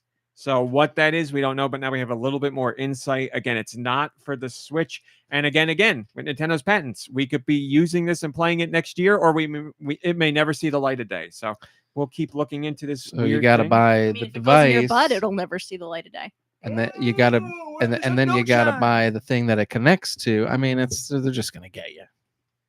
Yeah, we don't know what it is. If it's a game, if it's a wearable for something else, we honestly don't know. But we'll keep. Could be a garage door opener for all we know. Nintendo. If anybody's going to do weird things like that, it would be Nintendo. That would be great. All right, that's that. Mom Brain, what have you been playing? And I know the answer. Homescapes. I cannot think of the last time I've seen Mom Brain play a mobile game as much as she's played Homescapes. It's just been really nice, like soothing, relaxing thing to do. It's about the only thing I have the energy for at the end of a day. So I love it. That's it. That's it. Okay, Nicky Hill, what have you been playing? Sorry, I'm still We're done with following top up on this stories. last one. I know, but it's weird. It doesn't have a battery, but it still connects to Wi-Fi. It has to be plugged in somehow. Yes. Yeah, which is interesting because if you would plug it into the system or the controller or something, then it shouldn't need to be connected to Wi-Fi. So this is just raising all sorts of questions. What have I been playing? Nothing. I played maybe a half hour of Tetris Effect connected today, and that's it. Oh. All I played in the last 2 weeks because Okay. lucky me, I was a working boy. Well, okay. But if anybody needs anything done now, my schedule is open. What have you been playing? Uku. Played some Animal Crossing New Horizons. Today was the fourth bug off of the summer, fourth and final bug off of the summer. Caught myself some nice bugs, generated some points. Are they real name bugs or are they like? They're all real bugs. All real. All the fish in the game are real. All the bugs in the game You know, are that real. game's been out forever and they still have bugs you're catching. Yeah. I don't know There's how a lot they're- of bugs in the world. Yeah, I don't know how they're getting to this island. You think I would have eradicated them all by now. So yeah, bugged it off, and then and that's been fine. Played some Fortnite. Fortnite is also fine. Nothing new to report that I can think of. Visit Deux Views on YouTube for some silly Fortnite action. I gotta get caught up. And Dominus is the collection for Castlevania. I said Damascus. Dominus. Is the collection. Domino. Thank you, Malakalo. Last week after the podcast, I stuck around with Kirby and we played some UFO 50 here on RMC's dime. So we appreciated all of that. Unidentified fun object. I would say it could stand for that, but the fun is identified. The game itself is fun. Alright. It's a really cool concept. I love the way it's done. I started out by playing a couple of the games that RMC had He recommended, started right with Mooncat. And it was exactly how RMC described it. I started it, thought there was something wrong with the controller, and as I played a little bit more, I saw what they were trying to do. I don't understand it, but there was something strangely fun about it. It's a good one. It definitely messes with your brain because it like the controls are different depending on like the way you're facing. And you know, you'd think it'd be very frustrating, which it is, but there was also something very fun about it, and it made me want to keep playing. Then I played the I don't know what it was called, I think but it's the called driving game. Mortal. You played Mortal after that, which was the little man that turns into the stone. Oh or the arrow yeah, I or played the- a little bit of that, and I can see that being a pretty good game. I'm not like the audience for a game like that though, like a Lemmings or like a Morthal or like even a what's it called? People Humanity. Oh, I tried a little bit of Humanity when I had Games Pass as well. Humanity. But Is that the dog game yeah. Yes, there is a dog. You're right. where you yes. control, you herd people? You got it. Yeah, That and is those it. are cool games, and definitely people out there I can see liking them, but I don't think I'm the audience for that kind of thing. I also played on UFO 50, whatever that driving game was that you suggested. Yes, I don't remember the name of that one. I needed to spend a little time getting to know a little bit more time getting to know the controls because for some reason I was having a devil of a time just steering, and that was getting me frustrated, and then I had to stop playing. But I did a lot better watching Kirby play whatever games he was playing. Tater Tot is right. It's Onion Delivery is the Onion driving Delivery, game. thank Yes. you. Yeah, I there was some funny things in Onion Delivery, like there was like for some reason each day starts out with a weird alien newscaster telling you like what the strange things to look out for in the day are, and it's just funny on a lot of levels. But yeah, the fact that you know the weather conditions were just like it wasn't weather conditions necessarily; it was like strange occurrences, and it was Yes. just thinking about like a news like station dedicated to strange occurrences, and an alien is the. Anyways, that was funny. It's got a lot of charm to these games, even if it's like not your cappuccino. So I then put down the controller because I was going to kill somebody, and Kirby came over and was able to play a couple of cool games. Played this samurai game where where it was like it was kind of like volleyball but with samurai characters, and they used their weapons to hit the ball back and forth, right? It's like- Was it a ball? It's like volleyball pong And it's with attacks. Like every character has a special ability or a special move, but kind of like a dodgeball. Like it's similar, maybe kind of like a dodgeball because you're trying to get it past trying the to get other it guy. past them like So- pong. But you also Yeah. can hit it into the opponent to like stun them and then get it Yeah. past them. So I don't remember what it was called, but that was like it was really fun to watch, he and did pretty well. I bet it's a fun game. Also saw him play a game that looked really cool as well. I don't remember what this one was called, but Penny. yeah, it was like basically like Tri-Penny, where you get these like Nobody knows Tri-Penny. You're gonna Yeah, have to no, he's describe gonna it. explain it. Yeah. So you have gold, and you use gold before each level to buy your pieces. It's kind of like a I don't know, like a You buy your military characters, Yes. like a knight or a giant monster. yeah. or, So you buy whatever. your characters, and then you have a battle sequence with the other player or the CPU.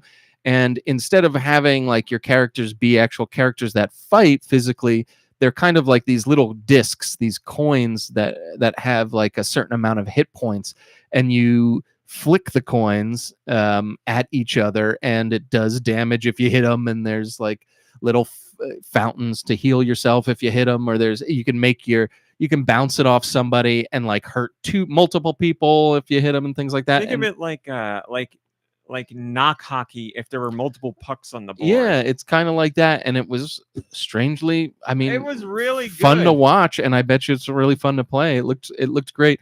And in between the battles, there was like a little kind of map that kind of, if you won, you got to like move forward a couple of spaces and but you still needed to go back to your base to reload your army, and like there was a give and take that was kind of Yeah. interesting. There's multiple scenarios, and my understanding is like you either have to stop the enemy completely or you have to deplete them of resources where they don't have enough money to bring out more players on the board. You could win either way, and that's how Kirby won the first scenario.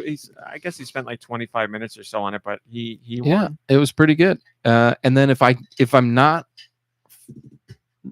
forgetting anything else he played, then it was Night Manor. You are forgetting something. He played the one with the owls.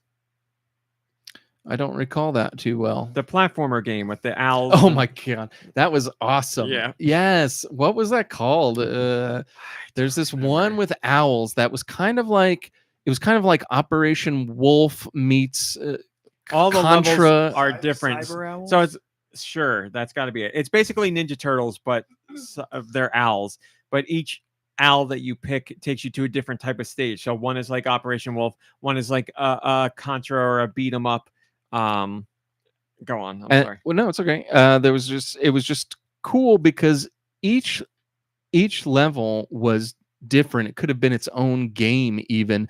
And then if you succeeded, great. If you didn't succeed, your owl would be captured, and then you'd have to choose another owl to go in and rescue that owl. And then it was a whole nother mini game, kind of like a turn-based tactical, like Fire Emblem or something. Yeah, like that, and that looked really cool as well. Now I could tell it was pretty complicated, and Kirby was having trouble figuring out how to do it. I don't know. I love Kirby to death.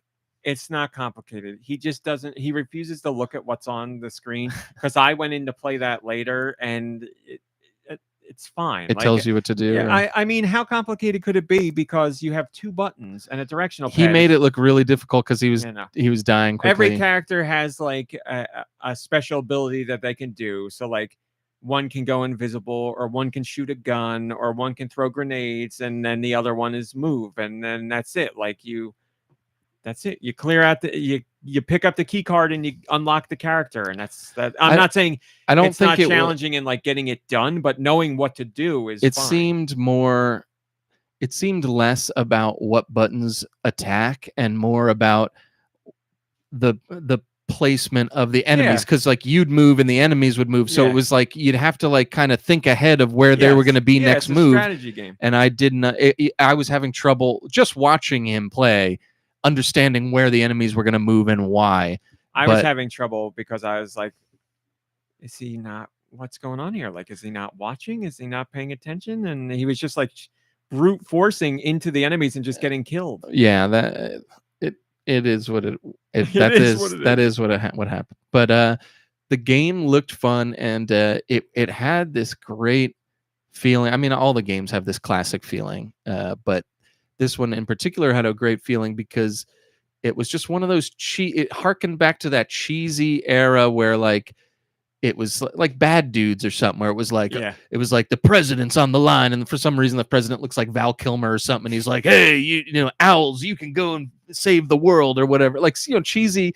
And then there's like an owl that breaks down, like you're in the meeting room, like a conference room, like choose your owl and choose like the big map, like on the map where you're gonna get, like stuff like that is funny, and it harkens back to that silly era. And the fact that they were all like different types of owls, and the animation, like the drawings of them looked so funny. I mean, you could tell what they were, but it was just funny idea to have like anthropomorphic owls, and like just their names were funny, and the whole idea was so bizarre and absurd that it just was great. The bad guys were other animals that had plays on their names too. Yeah, like they were mostly human, but the bosses had like the bosses were animals that had funny names. I forget what there was like a rhino and an elephant or something, or there was a yak, and I can't remember what his name was, but they were stupid funny. Those were really funny.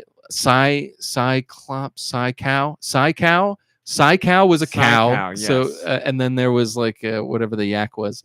Maniac. That's what it was. Yes. But yeah, it was really, really funny. That was funny. And it just like was a goofy ass absurd game just from back had then.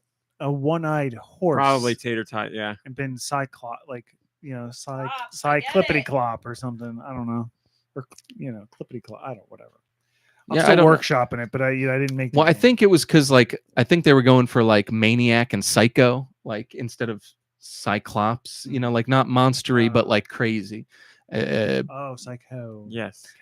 But yeah, so that was fun to watch, and then I guess if there's nothing else that I'm misremembering, we watched. You got all the ones you guys did, yeah. Yeah, and they were all pretty good. I'd like to think. And then finally, last but not least, we played a game, point and click adventure called Night Manor, and it's point and click adventure, right? Like that's what just you'd like call it.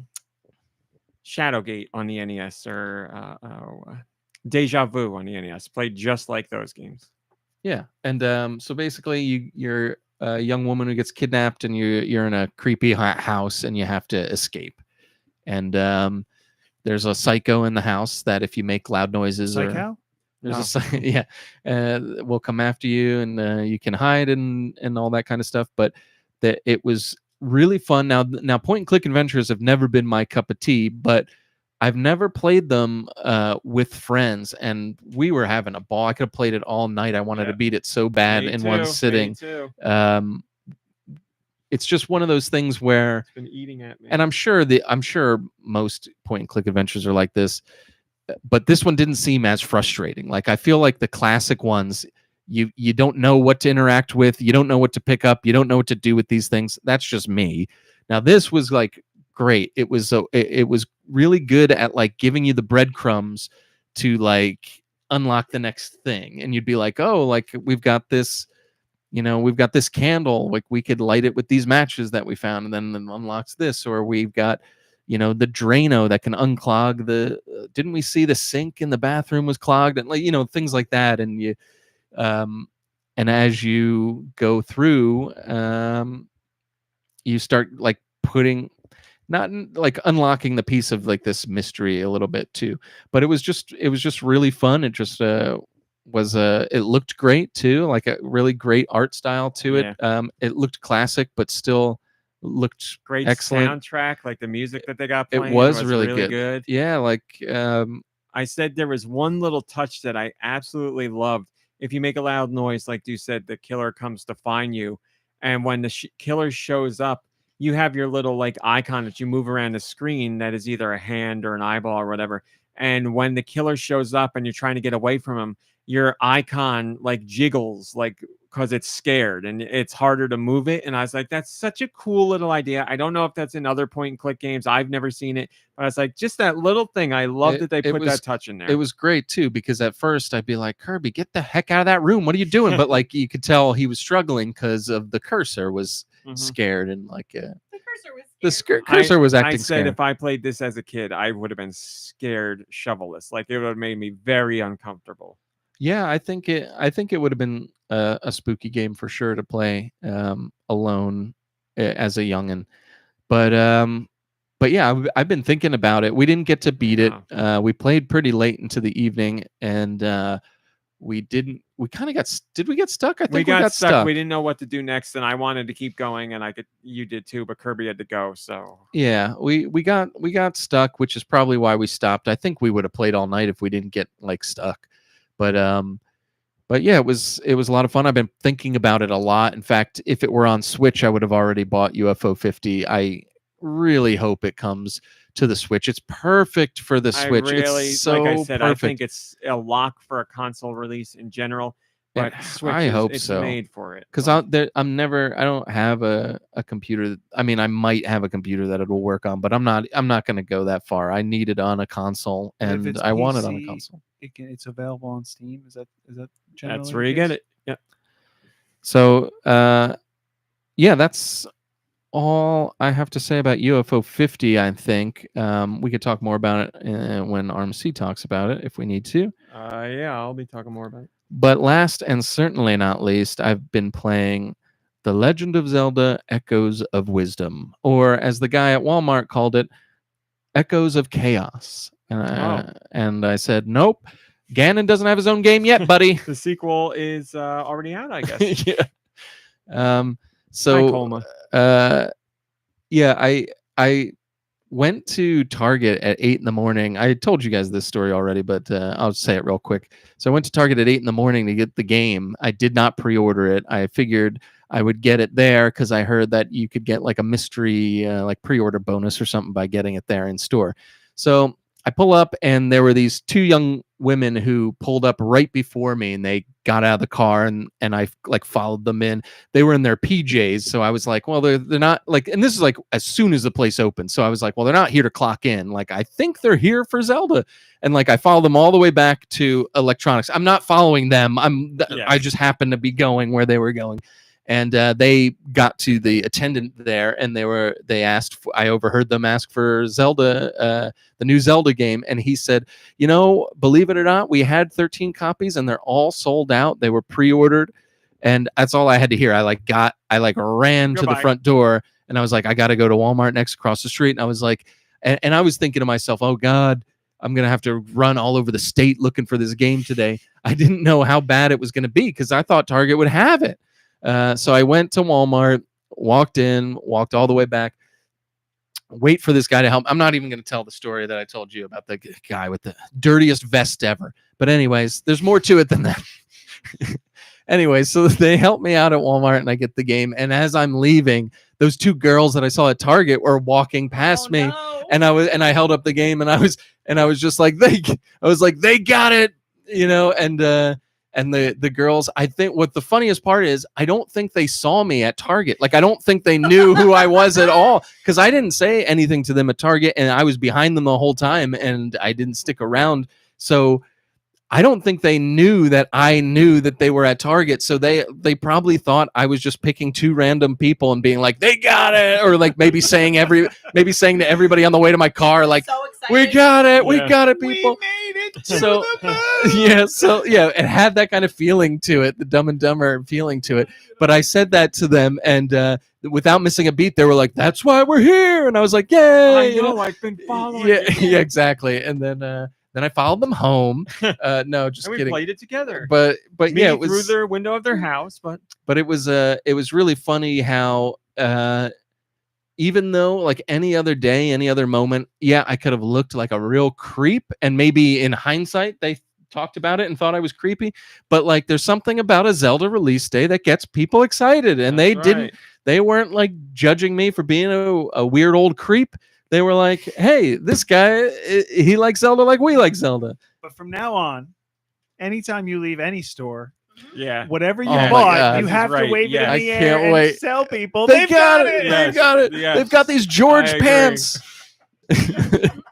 God, that would be amazing. So I'm gonna be doing that from now Such on. a good idea.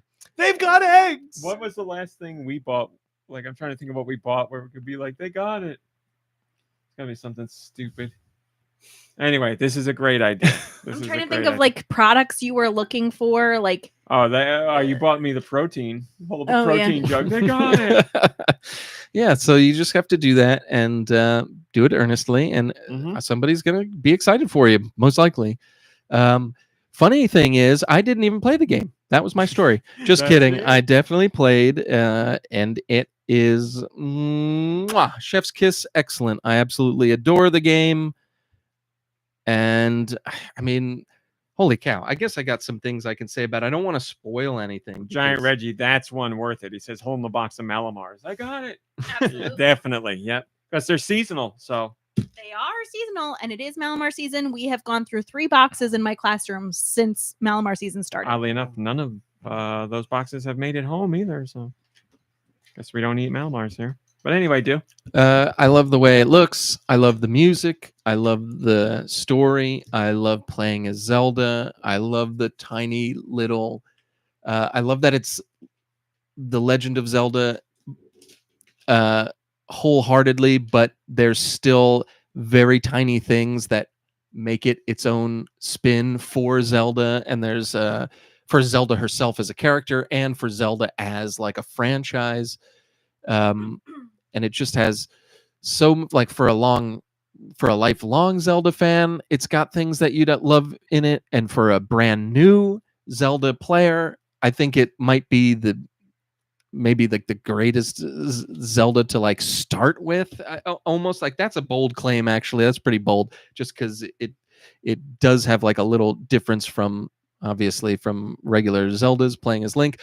But I don't even want to spoil anything because there's things that you can get and do in this game that make it very similar to like a Link Zelda if you want it to be. So I don't even want to say more than that, but it's got something for everybody, and it does things that a 2D Zelda has not done yet, and it does them in perfect Nintendo fashion.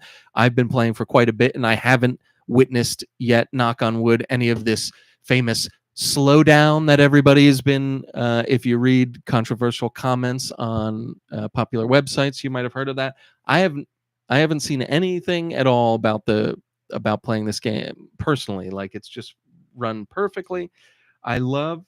There's a lot of, it might be the most accessible Zelda game in a long time. And I mean that from the point of view of it's hard for a guy like me to get frustrated if I were to get stuck on a part, because there's ample auto saving. You can save at any moment that you want to, and it saves right there.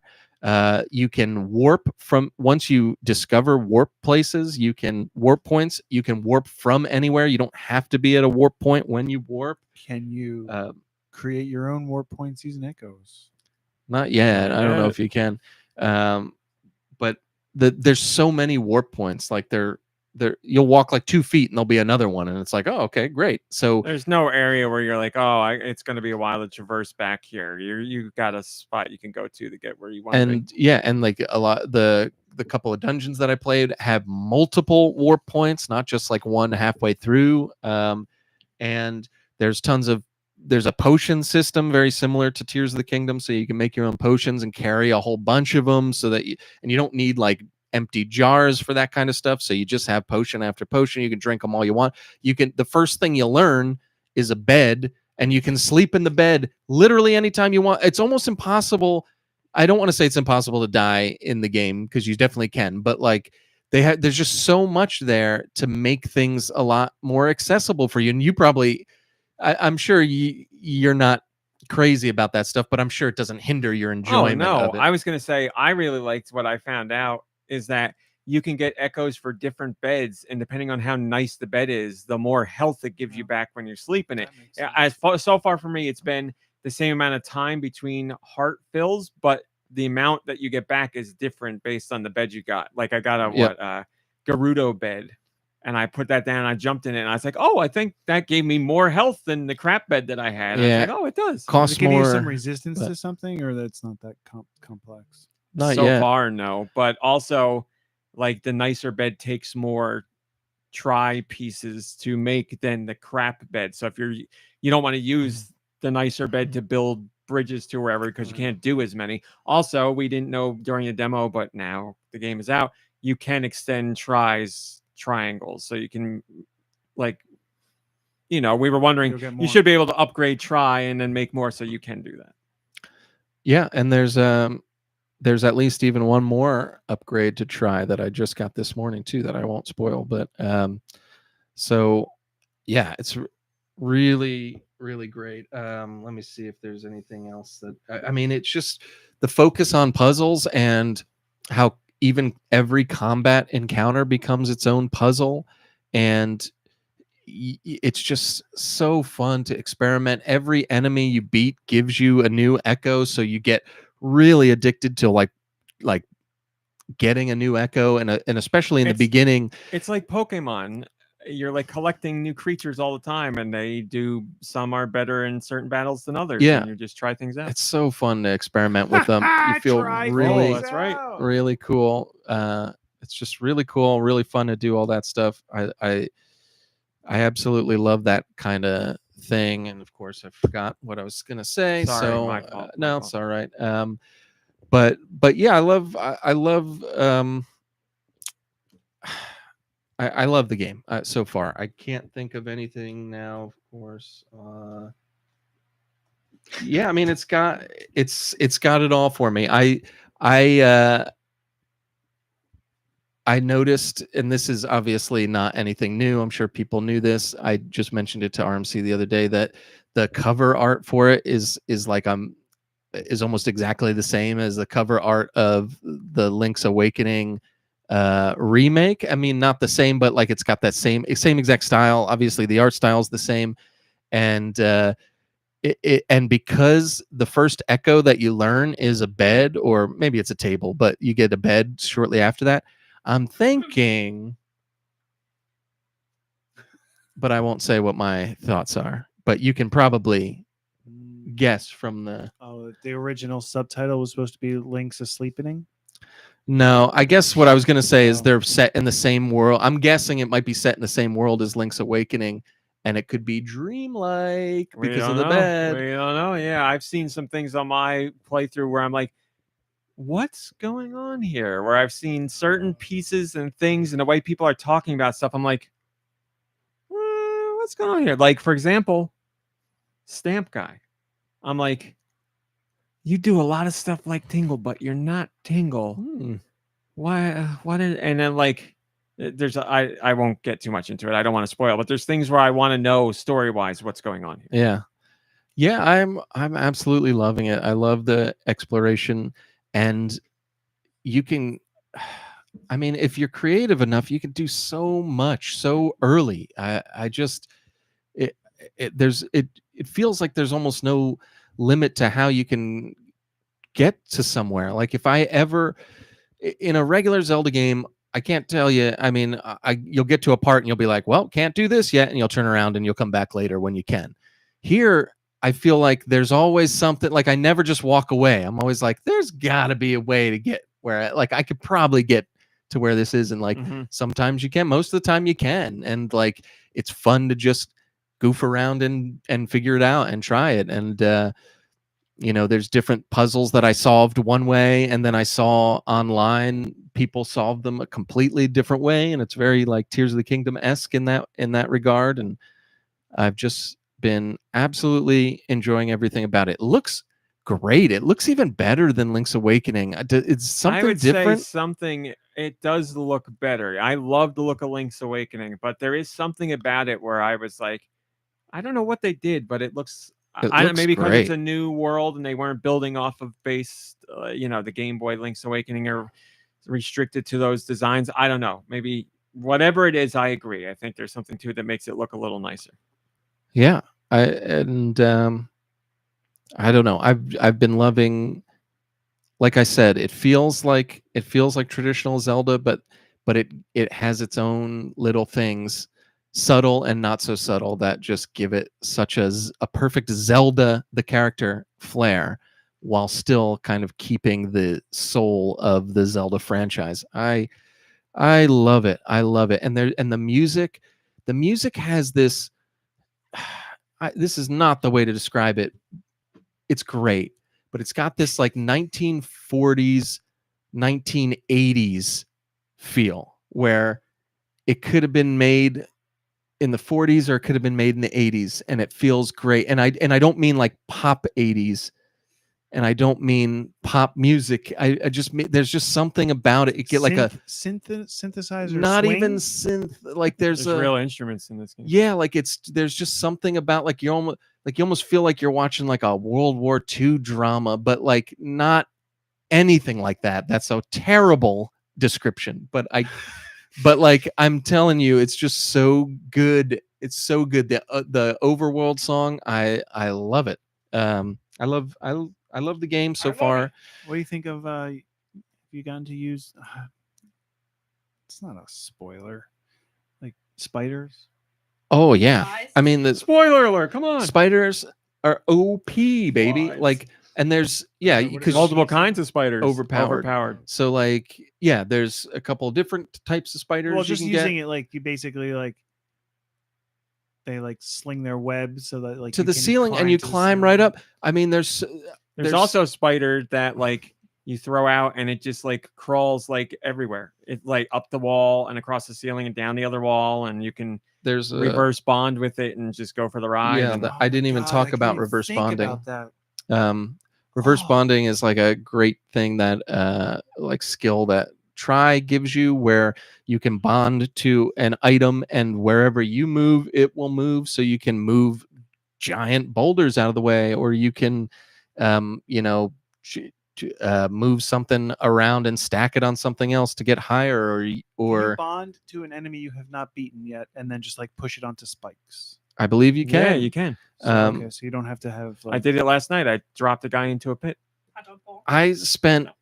I had the most frustrating time. I had the most fun I've ever had while frustrated, I think, trying to bond to this Keese, which is like a bat, and have him fly me up to this to this like platform so that I could grab this orb that was up there. And I ended up not being like, that wasn't what you were supposed to do. I wasn't able to do it, but I feel like if I had was it attacking kept you at the it, same time? no, it was my own. Like, I would make it and then do it, and then I made it with a different bird, and then I tried it again, and then because they'll fly, but they're going to go wherever they want. yeah, Yeah. they don't. You can't. Although if you can bond with a Keese that's trying to attack you, it'll always keep it at a certain distance from you. Yeah, I think it will. mean, yeah. But so then what I ended up doing is, what another thing that's great about the echoes is you can pick up your echoes, even if it's like a moblin, even if it's a boboklin, even if it's bobaklin, even if it's an enemy, you can pick it up and like throw it or do whatever you want. So like, I eventually made a platform with all these beds, and then made a Keese and grabbed the Keese real quick, and then jumped off the beds and floated like it was a cuckoo down to the orb that I needed. I did And one it of was those great. purple birds, whatever they're called, because there was a heart container on a platform, and I could see it, but I couldn't make a bed bridge to it. And I was like, I'm just gonna have to hope the bird takes me where I want to go. So like, I did it once, and it took me like way the wrong direction. Yeah. And I walked back, and I was like, come on, all right, bird, get it together. And I did it, and it was like circling around what I wanted, and I'm like, patience, and then it circled and just got barely enough where I saw my shadow, and I let go, and I got the thing, and I was like, thank you, bird, and then I called it back in. That's great. Yeah, it feels good to figure stuff out like that. I mean, Yes. like figuring out the puzzles in these games obviously is satisfying, even when there's one solution and it's a traditional game and like that's how they want you to do it. But like, it's so much more satisfying in a game like this for some reason, because you know there's so many different ways Yeah. you could do it, and it feels so personal. It feels like I figured this out Yes. by doing That- this weird thing. That's the really fun part. Like, you know, in a previous Zelda game, if you saw a heart container on a platform, you'd be like, oh, I don't have the thing I need to get up there yet. Now, when you see it, you're like, can I get up there? Maybe I could do this. Maybe I could do that. And sometimes they work and sometimes they don't. And figuring that stuff out is so much fun. Just getting that heart container I was talking about yesterday. I was like, this is so much fun, where I'm just trying. It feels like you're trying to break the game, and things work. And you're like, oh, all right. Now I know later on I could do pretty much whatever the hell I want to Yeah. get things. So Yeah, I don't know. And I wasn't worried at all starting it out about the combat system. I didn't even think about it, but once I started getting into it, I was like, I love this. It's always different. And you feel like, I said this last night to you, RMC, you feel like a wizard. You feel like you're a wizard because you have a wand and you conjure things. Yep. And that's literally the entire game, is like conjuring stuff with your wand and making them disappear and conjuring more and doing like, you feel really, really cool. I thought you wouldn't feel like a badass. You feel almost even more badass. You feel like Gandalf. It's more awesome. BA It's than really expected. cool. So thanks for listening to me talk about this. I absolutely loved it. RMC, tell us about the games you played, and more importantly, about your experience with Zelda Echoes of Chaos. Tell us about the games you played and why it was only Zelda. Well, it wasn't only Zelda, but I'll continue with the Zelda conversation. I've thought about this and I've never brought it up with you, and I still don't know if it's true or not, but we have an example. You're talking about the frame rate and you haven't noticed anything. Link's Awakening had the frame rate issues. As you guys know, I don't care about frame rate issues unless they're really, really, really, really bad and hinder gameplay. I will say in Echoes of Wisdom, the frame rate issues are all over the place. Like you see it everywhere all the time. But as I'm playing, A, I don't care. B, I think the vast majority of people who play games don't notice that stuff at all. Don't think of it. Don't even realize it's there, because the game jumps from 30 to 60 frames all the time, especially in the overworld. In dungeons, not so much, but it still happens. But overworld, all the time, it's jumping from 60 to 30. And if you stand still, it jumps right up to 60, and you can move the camera and it's 60. But if you move, depending on what's around you, it goes to 30 almost instantly. I might be blind. I You're have not no blind. idea. You're what I think is the traditional normal game player. They would never ever notice this stuff. But why can I play a 30 frame per second game and know that it's not 60 and vice versa, but I can't play this game and notice anything at all? Am I just blinded by fanboyism? What? No, because you would point out if you were annoyed. You're not one to hold back on what you're annoyed by. So I don't think you're not. Yeah, like for literally instance, blinded by it. I played Ori and the Blind Forest recently on the Switch, Mhm. and that looked fine. But playing the sequel on the Xbox Series S looked amazing. I might be wrong. Well, see, I don't remember. I thought Ori was 60 frames per second on Switch. I could be wrong. So then so what your thing is resolution. Then, Maybe that's versus it. frame rate. You don't notice resolution. You do. That would make, because Perhaps. the resolution between Switch and Xbox or PlayStation, wherever you played it, it's going to be pretty considerable. So I'd say you don't notice frame rate. You notice resolution. That would make a lot more sense. But yes, playing it like, I honestly don't know why Nintendo didn't lock at the 30 if this is the case, or maybe they'll put out an update where you can lock at the 30. Me personally, it does not hinder me at all. I do not care. It's totally fine. But I do notice it. I can perceive that it's there, and it is constant. But it doesn't bother me. But yeah, I think Nintendo should have locked it at 30. I don't know why they didn't. So maybe they will. But yeah, it doesn't ruin my experience at all. Just wanted to make a mention of that. As for the game itself, it's exactly how I feel with other Zeldas, which is like, my dear Lord, I love this. I don't want this to end. I'm going to take my sweet time with it, and also I'm going to put in a ton of time with it. So that's what I'm doing. They tell me what to do. I say no. I go and explore. I've been all over the place. I have wandered into an area that is related to the first real mission, which is you have two of them that are available. One in the desert, and I don't remember where the other one is. Water. I've wandered down there by accident. So I started doing some of that stuff. I have not gone to the first dungeon. I've done like the tutorial dungeon and all that stuff. The thing we did in the demo. And I'm talking to the Gerudo and all that stuff. So I'm just wandering around. And I haven't played a game in a really long time. It's literally decades where I feel like a child again playing a Zelda game, or Zelda game specifically, but feeling as I felt as a kid. And I don't know if it's because like this is a new top-down 2D Zelda that you're playing on console, because we've had 2D top-down Zeldas on 3DS, and there was, GameCube had Four Swords, and we've had Phantom Hourglass and Phantom Choo Choo, but those were portables and they were polygonal. I know this is polygonal, but obviously a little bit different and unique input methods. But this feels like I'm in an alternate timeline where I'm a little kid again and I'm playing a 2D Zelda game on my TV. Like, it really brings me back to my childhood, and I'm just really enjoying that. I know we've mentioned it in the past, but like after Tears of the Kingdom came out, we were like, I don't know if they're ever going to go back to that. And Well, here now they we are. know they lied. And they went straight back. Al Newman specifically lied. He was he like, said it we're himself? looking forward, and blah, blah. And he said that when this was in development. Right. So he was lying.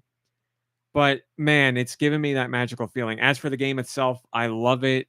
Echo, no pun intended, everything that Deux said. The design of the puzzles is great because they're so open-ended now, which gives you ways to solve things. You figure out how you want to solve something. What I will say is there's so many little touches in the game that I love that honestly almost make me tear up. There's a lady, and I want to say it's Kakariko. Spoiler alert, like that matters. She's got cuckoos. I think like when you meet her, she's looking for cuckoos. They're lost. Traditional Zelda, but she's like, my Bok Box or something like that. And she's like, find my Bok Box. So you get them all and bring them back, and she gets you something, whatever. But I went inside her house to go look in her house. And if you look closely, she's got two pictures on her dresser by her bed, one of a cuckoo and one of her holding a cuckoo. And I was like, oh my God, I'm going to tear up from this. I was like, it's so cute. And there's a few lines from characters that are like very dark. Like there's one house I wandered into where it's a kid laying on a bed and his brother in the kitchen. And you go, I went and talked to the kid, and the kid doesn't say anything. It's just the ellipses, ... And the brother chimes in and he's Probably like, watching. "Oh, YouTube my shorts. brother was stolen away, and he hasn't been the same since." Because they talk about how the rifts are appearing in this kingdom, and long ago some kids were stolen, but some came back, and the kids haven't been the same ever since. And this kid is obviously Well, that tracks. has PTSD from this, and the brother is like, "Don't leave him alone. He's been stolen away, and he's not the same." And I was like, "Oh man, this is like uncomfortable. I feel bad for the kid." And then I took a pot and threw it at him, and he didn't react. So literally what I did. He had 2 pots in the house, and I was like, "Get up, kid!" But he didn't. Have you climbed into a pot yet? I'm sorry. Have you climbed into a pot yet? Into a pot? Yeah. I We guess. talked about it when maybe guess you I weren't here for that. haven't, Yeah, no. you can jump into a pot and hop around in it. Oh no, I haven't. What purpose does it serve? None. Is it great? Yes. Wow. Maybe it does. Can you like? We didn't I try haven't it, found but maybe anything you yet. can like. Oh, maybe you can hide from hide. an enemy Yeah, or maybe you something. could hide. Huh. Also, I like that you can do echoes of pots. There's multiple pot types. It's Yeah. like the Gerudo pot and the water pot and the whatever. Again, I don't. It's just cause I maybe one's stronger than the other. I don't know. I'm trying to think Maybe of just throw it like Stamp Guy. Like I said, I love Stamp Guy. I know it's a meme to say it and an overused thing to say, and obviously it's hyperbole, but I would die for Stamp Guy. I love Stamp Guy. I look forward to seeing Stamp Guy. The stamps he stamps your card with are fantastic. I want all of those stamps in real life. Stamp Guy looks like a little wienery guy in the game. He stamps your stamp card whenever you find other stamp pedestals throughout the land. But the stamps he stamps them with are him drawn, ultra muscular, like It's very very funny. detailed drawings. Oh, it's so good. He the guy's crazy, but he knows he's crazy. Because you can ask him like, what is it about these stamps? And he's like, I love stamp rallies and collecting stamps, and it's just my favorite thing. And then he says something like, and that's all that I'm going to say about it. Or there's just the way he ends it. It's very clear that he knows he's a bit weird, and he's just like, well, that's who I am. The way the dialogue's written in the game, I really like. The things that it's very Nintendo-esque, but there's just a little sprinkling of something to it that they're just fun. They're just fun to talk to. It's just great to explore. I'm very eager to see like what an actual dungeon is like. Again, I did the tutorial dungeon, but you can tell, or it seems to me like the dungeons are going to have some really fun puzzles to take care of.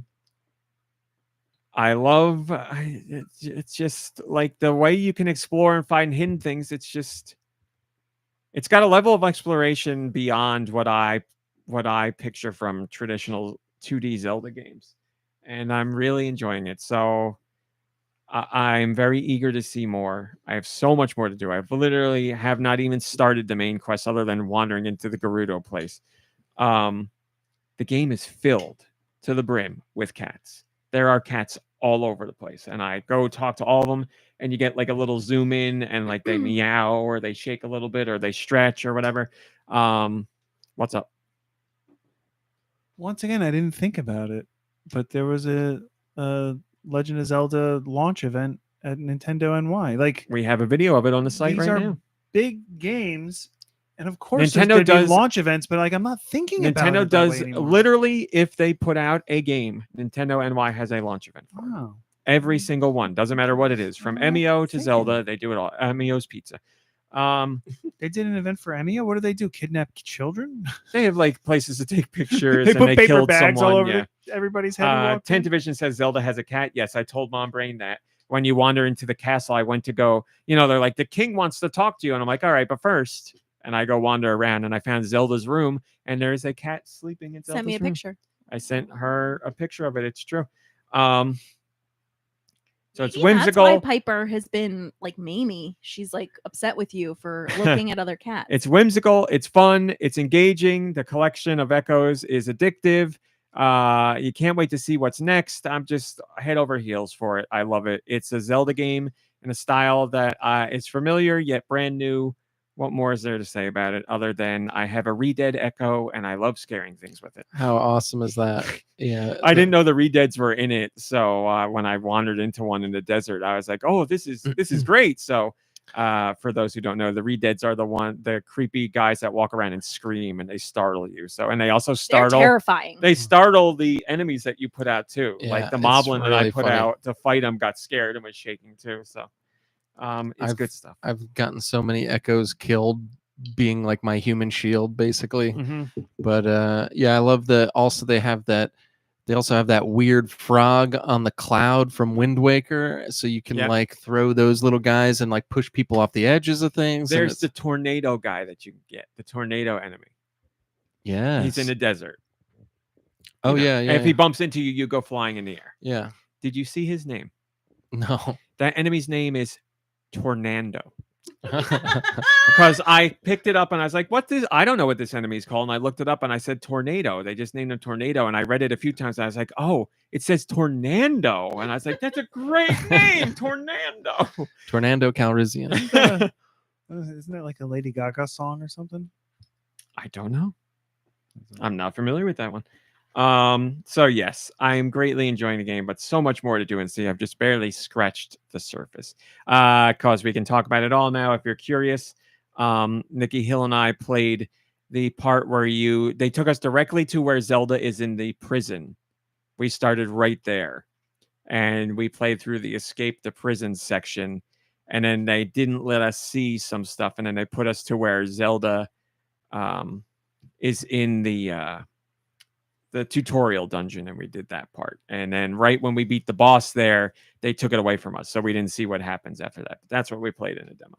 So good stuff. I also played more Fortnite and had lots of fun in Fortnite, and we've been having a rough time this week, but we got some wins, so that was good.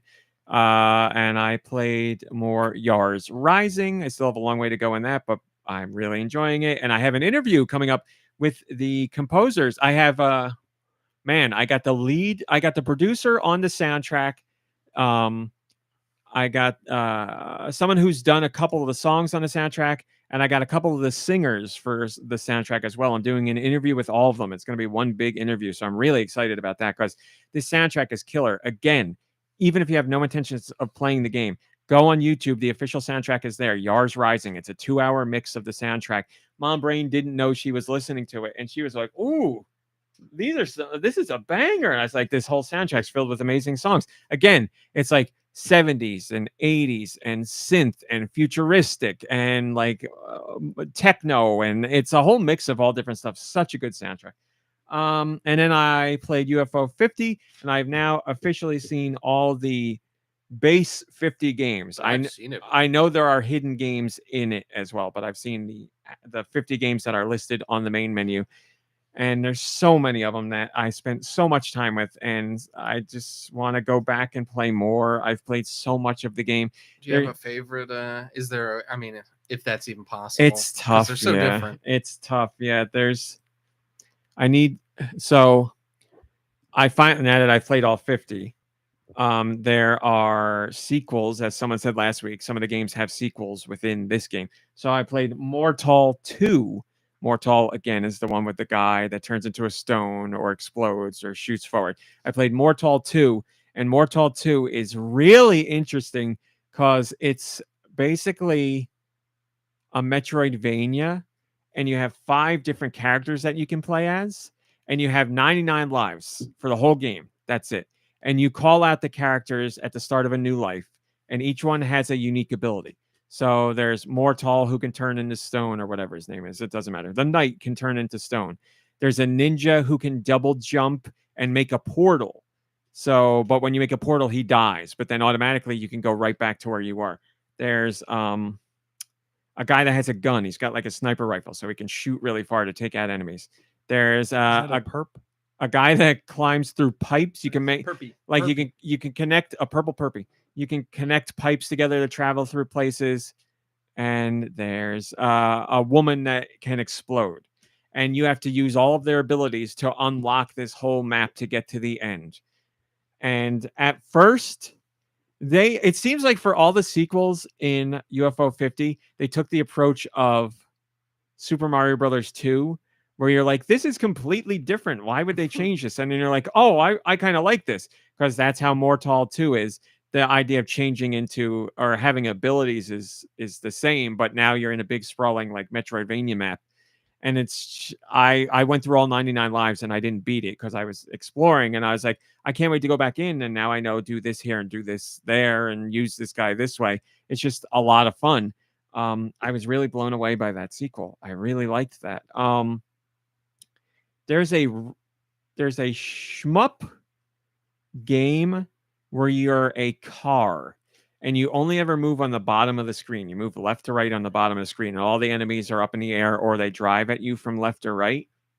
And you shoot stronger based on how much you're like skidding on the street. So you're supposed to like skid to build up your meter, and that makes your bullets better. And if you don't keep skidding, then the meter drops. It's such a unique idea for a shmup. It's really cool. I really enjoyed it. There's one game where there's there's 2 sequels, and it's all the UFO games. I can't remember, like you play as a UFO. And the second sequel is basically Blaster Master, and I love Blaster Master, so I'm all about that. And then the third sequel is like, it's kind of like 3D World Runner, where like you're flying forward and you can move within a space, but like it's 3D enemies coming at you, and like for bosses, the perspective shifts upward and you like fall back. It's really awesome. And it's a completely different idea for the sequel, where at first you're like, oh, I missed the gameplay of the last one. And then you're like, no, wait, this is also cool. So I loved those. There's one.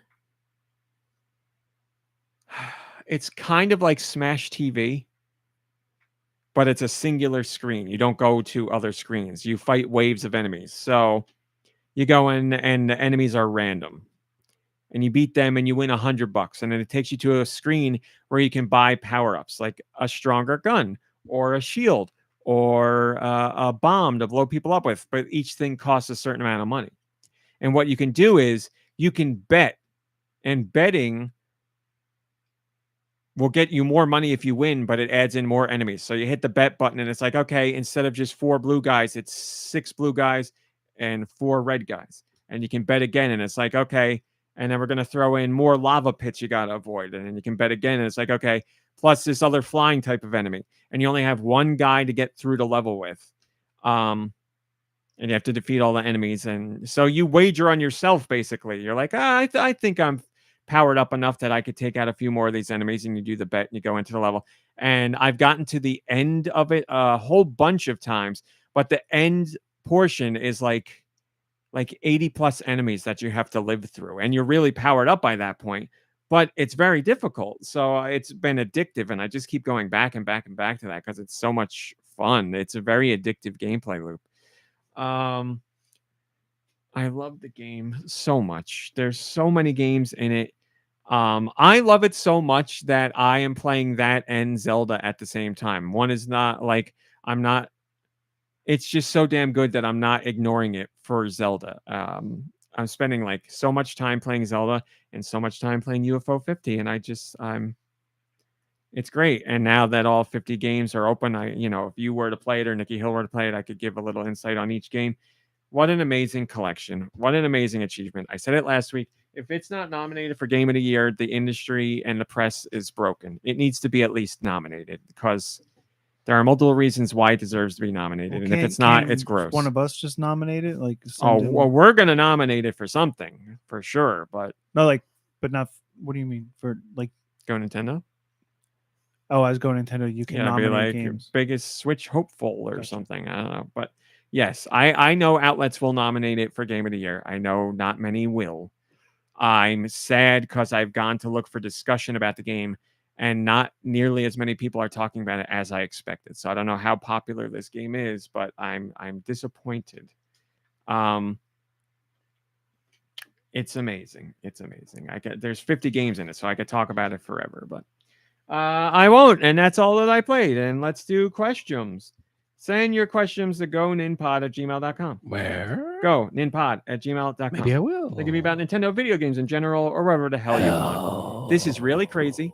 I did not plan this. This was literally the next question in the email from none other than Sergio ALB64, the number one Dumpkin Spice fan. Hi, crew. Hope you're doing amazingly well today. I was wondering, how are they doing? Bringing up some podcast history. I'm 600. I do remember that.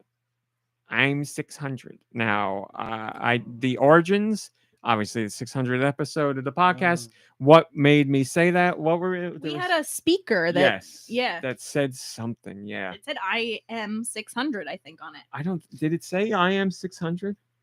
I don't remember. Dumpkin Spice, we're gonna need your help. Mom Brain, you are the expert on this one. They want to know how Harry Hagupita and Larry Fafufafa are doing. He says, I might have mixed those up. Sorry, you did not. Well, Harry and Larry have a long and sordid past. We haven't There was seen talk them about it this past vacation, right? every vacation. We haven't seen them in years. But based on what we can tell, I mean, there was like an Easy Mac scandal and whatnot. But based on what we can tell, they've squashed the beef. These are two fish, by the way. And they're getting along fine. But really, we'd have to reach out to our family, specifically Evan and Sahara. Colin. Evan did know a lot. Yeah, You're right, yeah. There was, yeah. But as far as we can tell, all is well. The Bunderson. There is a Bunderson under the kitchen sink. There definitely is. There's Bundersons in my office, so they're doing well. We're using them appropriately, not to expand the mind. With. Canned air. Yes, Yeah. canned I air. can't remember. It took me a second too. Bebot, how's Bebot doing? Bebot, the precursor to Josh. Oh yeah, do you have Bebot on your new phone? I do not, but I could easily get it. I mean, well, let's see if it's still there. I got music. You What's wanna happening? Hear it? Well, You want to hear it? Oh. There you go. There's Bebot. Is that what I sound like? Bebot. No. Bebot. Is dead. Bebot Robot Synth. yes. Nice. Bebot is alive and well. Josh, what was he saying there? Doesn't anyone care what I think? I'm feeling so great. Thanks for asking. That's none of your business. That's what I thought. Yeah. So Bebot's good. I think I've downloaded. Man, Bebot came out a long time ago. Look at that champagne color. Unbelievable. Oh, thank you. I thought you didn't like alcohol. 16. It is the iPhone 16 Pro Max. I finally pulled the trigger because, as I said, I have the wonderful deal at Verizon from the family plan from high school. I got the new phone because we were due for an upgrade, and I paid altogether $100. So that's Very the life. nice. Some people get all the deals. Very important one here. I go get a new phone. They're like, we're gonna charge you twice as much. Oh, and you can never upgrade without paying the full price of one thing, and it never like. Also, you can't nothing works out over there. make calls with this phone. Number 5, the final one. Armsy's chocolate spaghetti horse. His name is Horse. He's doing very well. I think Mom Brain's going to get him right now. So he sleeps in Mom Brain's bed every single night. He is there. He's with a whole menagerie of stuffed animals. So doing very well. You'll see him in a second. Also, a special shout out to Fudge the Mouse, wherever you are. I hope you're listening to this pod and working your way back to Armsy and Mom Brain's place. No, we don't want. He can hang out outside. That's fine, but not inside. Take care and be well. You too, Sergio LB64. Great to hear from you. Perfect timing. I do hope that mouse is okay. Like I said, Mom Brain wanted to drop it off in the garden, and every animal's going to be hanging out in the garden to eat food. So I don't have high hopes, but I hope I'm wrong. Also, we have a Patreon question. Mom Brain, did you know that you could join the Patreon Mom Brain, did you? It's not his voice. It's all wrong. There you go. There's if you're watching, there's Horse It's still very quiet. with the newly chocolate spaghetti and bedazzled tail. Yeah, look at that. And then I couldn't. Not brand. Oh, the little gentleman. I don't know that he's ever been on the podcast. Oh, man. Wow, dude, He's how long's it looking been? great. You two used to be roommates for a while. Yeah, it's looking great. The little gentleman You is look here, great. guys. This is a very special occasion that the little gentleman is here because he never is Out of allowed to come out of the room. He goes on our He's- vacation every year, but outside of that, we don't see him downstairs. It's not that he's not allowed. He's just literally my most precious possession. And by the way, funny this should happen. Yesterday, I saw a couple of TikToks where a woman restores people's stuffed animals, like really old, and she like takes out the stuffing, and she seems to be very, very like gentle and delicate with them. But I was crying thinking about how terrified I would be to like put him in a box and send him to some like I can't even. I have like nightmares about that. I can't. I'd have to bet you do. sit there. I'd have to like walk in and like. Well, he's in great shape, so luckily you don't have to do anything like that. I have to interrupt. My cousin texted me a picture. She's gotten her first place in Dress to Impress. She did it. She did it. Creating a character that looks like SpongeBob. I don't know what the theme was, but it looks like cartoon characters to me. So it's incredible. What was I doing? Oh yes, Mom Brain. Did you know that you could join the GoNintendo Patreon For $1. for $1? Steister did. What would your dream house look like? What would you like to have there if money was no obstacle? Great question. Mom Brain, I'm sure you guys got answers to this.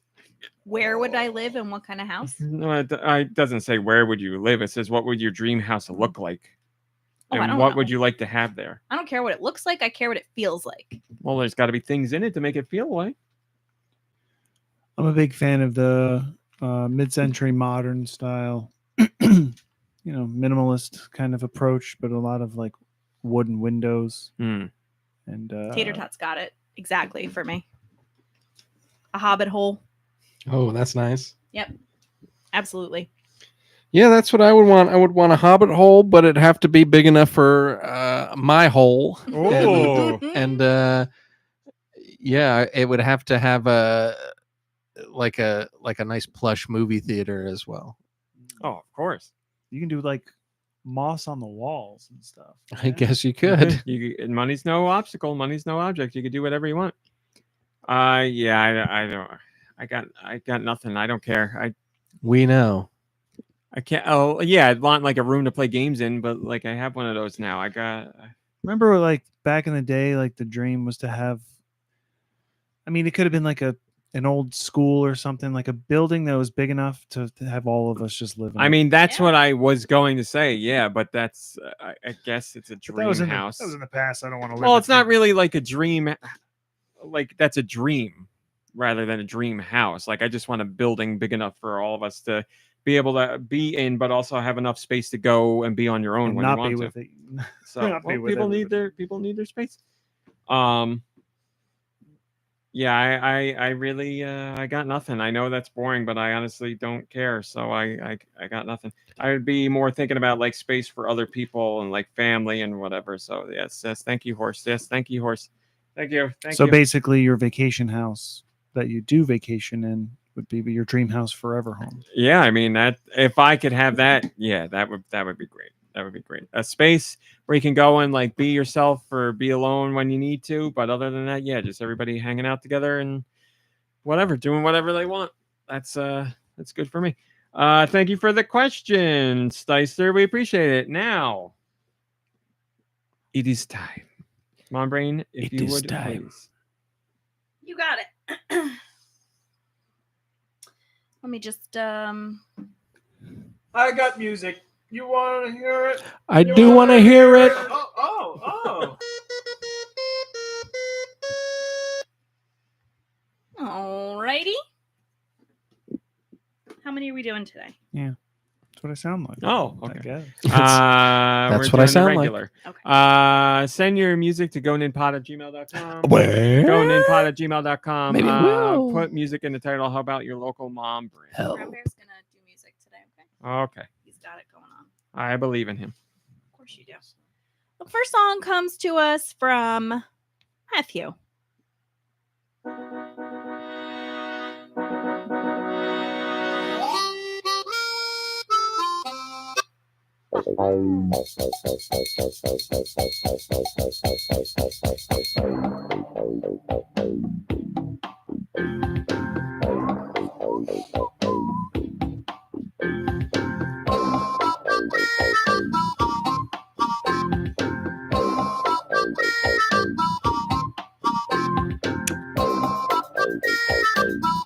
I don't know. Is it first party? Yeah. I was gonna say it feels first party, but I don't. What system? Nintendo Life. Or something? What is that? Wii, I believe. Nintendo Life is a Land. website. Nintendo Land. Isn't that? Wii, you believe? Nintendo Land is on Wii U. It's like Baby Elephant's cakewalk there in the beginning. Is it like a new Super Mario Brothers It game? is not. Is it a Mario game? It's not. Okay, then how about Dylan's Rolling Western? Nope. Was it like a WiiWare title? Nope. We don't know. Oh, it's a first party. Oh, it's Metroid. I'm giving up. I don't I know. don't know. Yeah, it's weird. It's a weird one. Xenoblade Chronicles. What song is that? Xenoblade. Riki, the legendary hero pod. Oh, it's that little furry, big-eared thing. I don't remember the song for some reason, but my mistake. The next song that we have comes to us from our pal Freddie Fro. We didn't get there, by the way. We didn't. This is also first party. It is. This feels like Luigi's it's a Mansion. desert theme in a Mario party. Yeah. Come on, doo. It's all right there, people. I Oh, don't is know. it? Well, I don't know what one. We're gonna get there, guys. 4. No. 5. Lower. 3. Yes. Okay. We got there. Very nice. Like From Freddie Fro. I was thinking the same as you. I would have Spiny said Desert. Luigi's Mansion. Alrighty. Seemed obvious, but obviously it wasn't. No, it was not.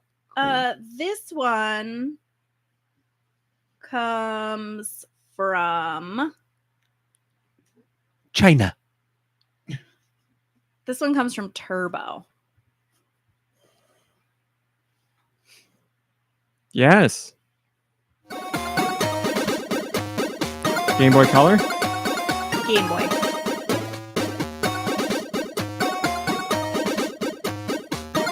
We're doing something Is with it a Tetris something or other?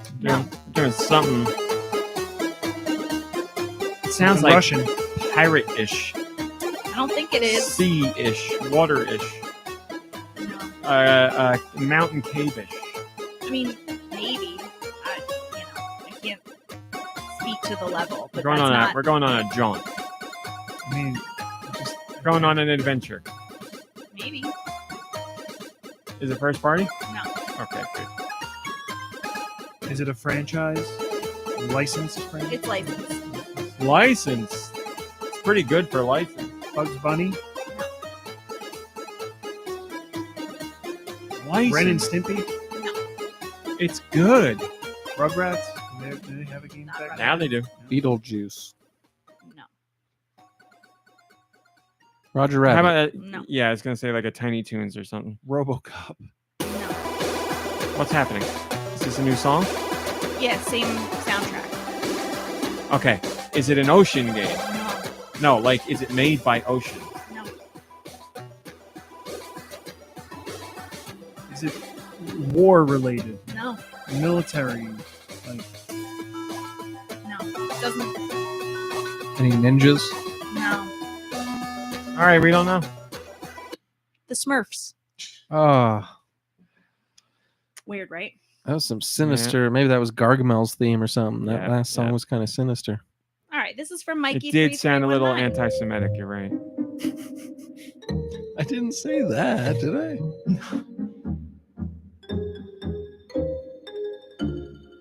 That xylophone noise is so rare, but I don't know if this I is don't rare. think it's rare.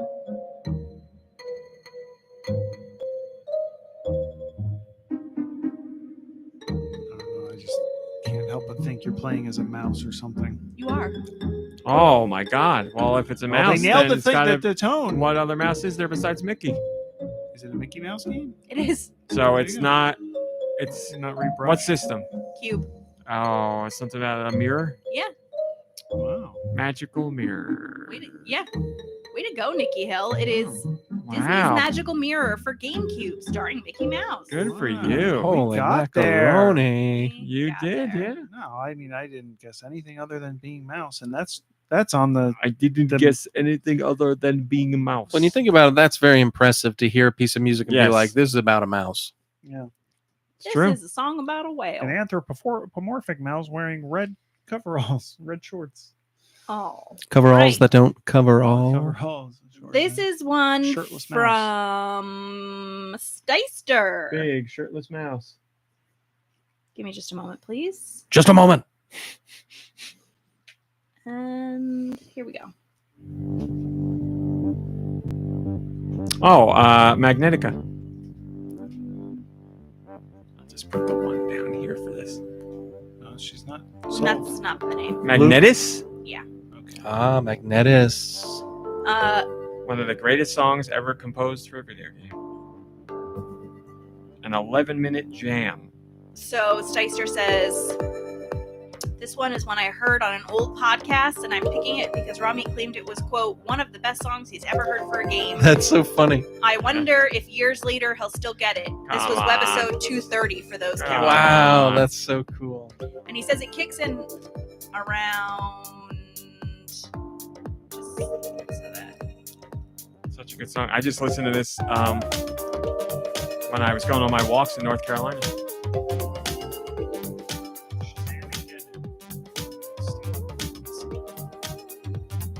Pretty great.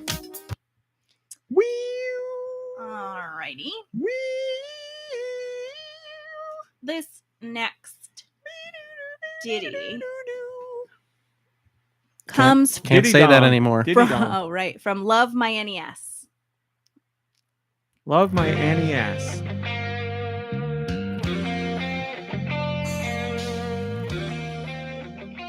Is Rock Band on the NES? Is this a Xenoblade? No. Oh my god, I just got goosebumps and a boner. Yeah, it's got the right. And goosebumps all over my bone. This is not. Wow. This can't be My NES. goosebumps have boners. Why do you keep saying NES? What did you say? It's from Love Any- My NES. Yeah. Oh. Is this first party? I think it is. That's like a real song.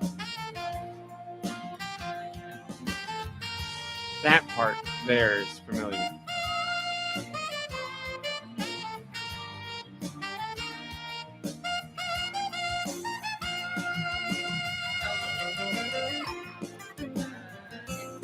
Okay. Is it an RPG? You're sure it's not first party? Xenoblade something. It's not Xenoblade. Okay. Tales of something? Final Fantasy. Same company. At Square Enix. Octopath Traveler. You got it. Wow! We got This there. guy's on fire. We got there. We It's got Octopath there. Traveler 2, but you know. We Ah, it's got gonna be there. like, why didn't I remember this song? I have not finished the sequel. That was a good ass tune. This one. Bless Travel- you. I travel any Oh. path with that Thank you. tune. Mm-hmm. Mm-hmm. This one comes from Geku Bless you. Kitsune. Thank you. I apologize. This is familiar. Surge Hive. Oh, it's VVVVVV. That's right.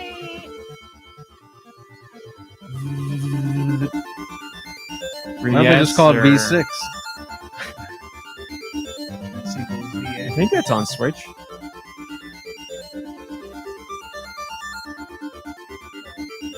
It was on something. It's on 3DS. I don't remember if it was on Wii. On Wii. How are we? Wii How many U. more do I need? I think 2. Many. This one comes from Blood Ocean 07.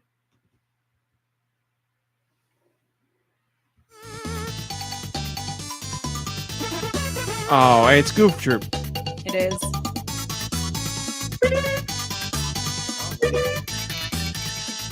Great game. Great game.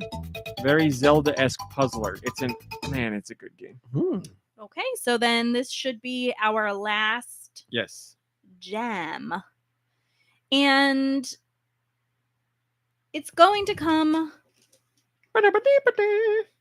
from Steve Irwin, R.I.P.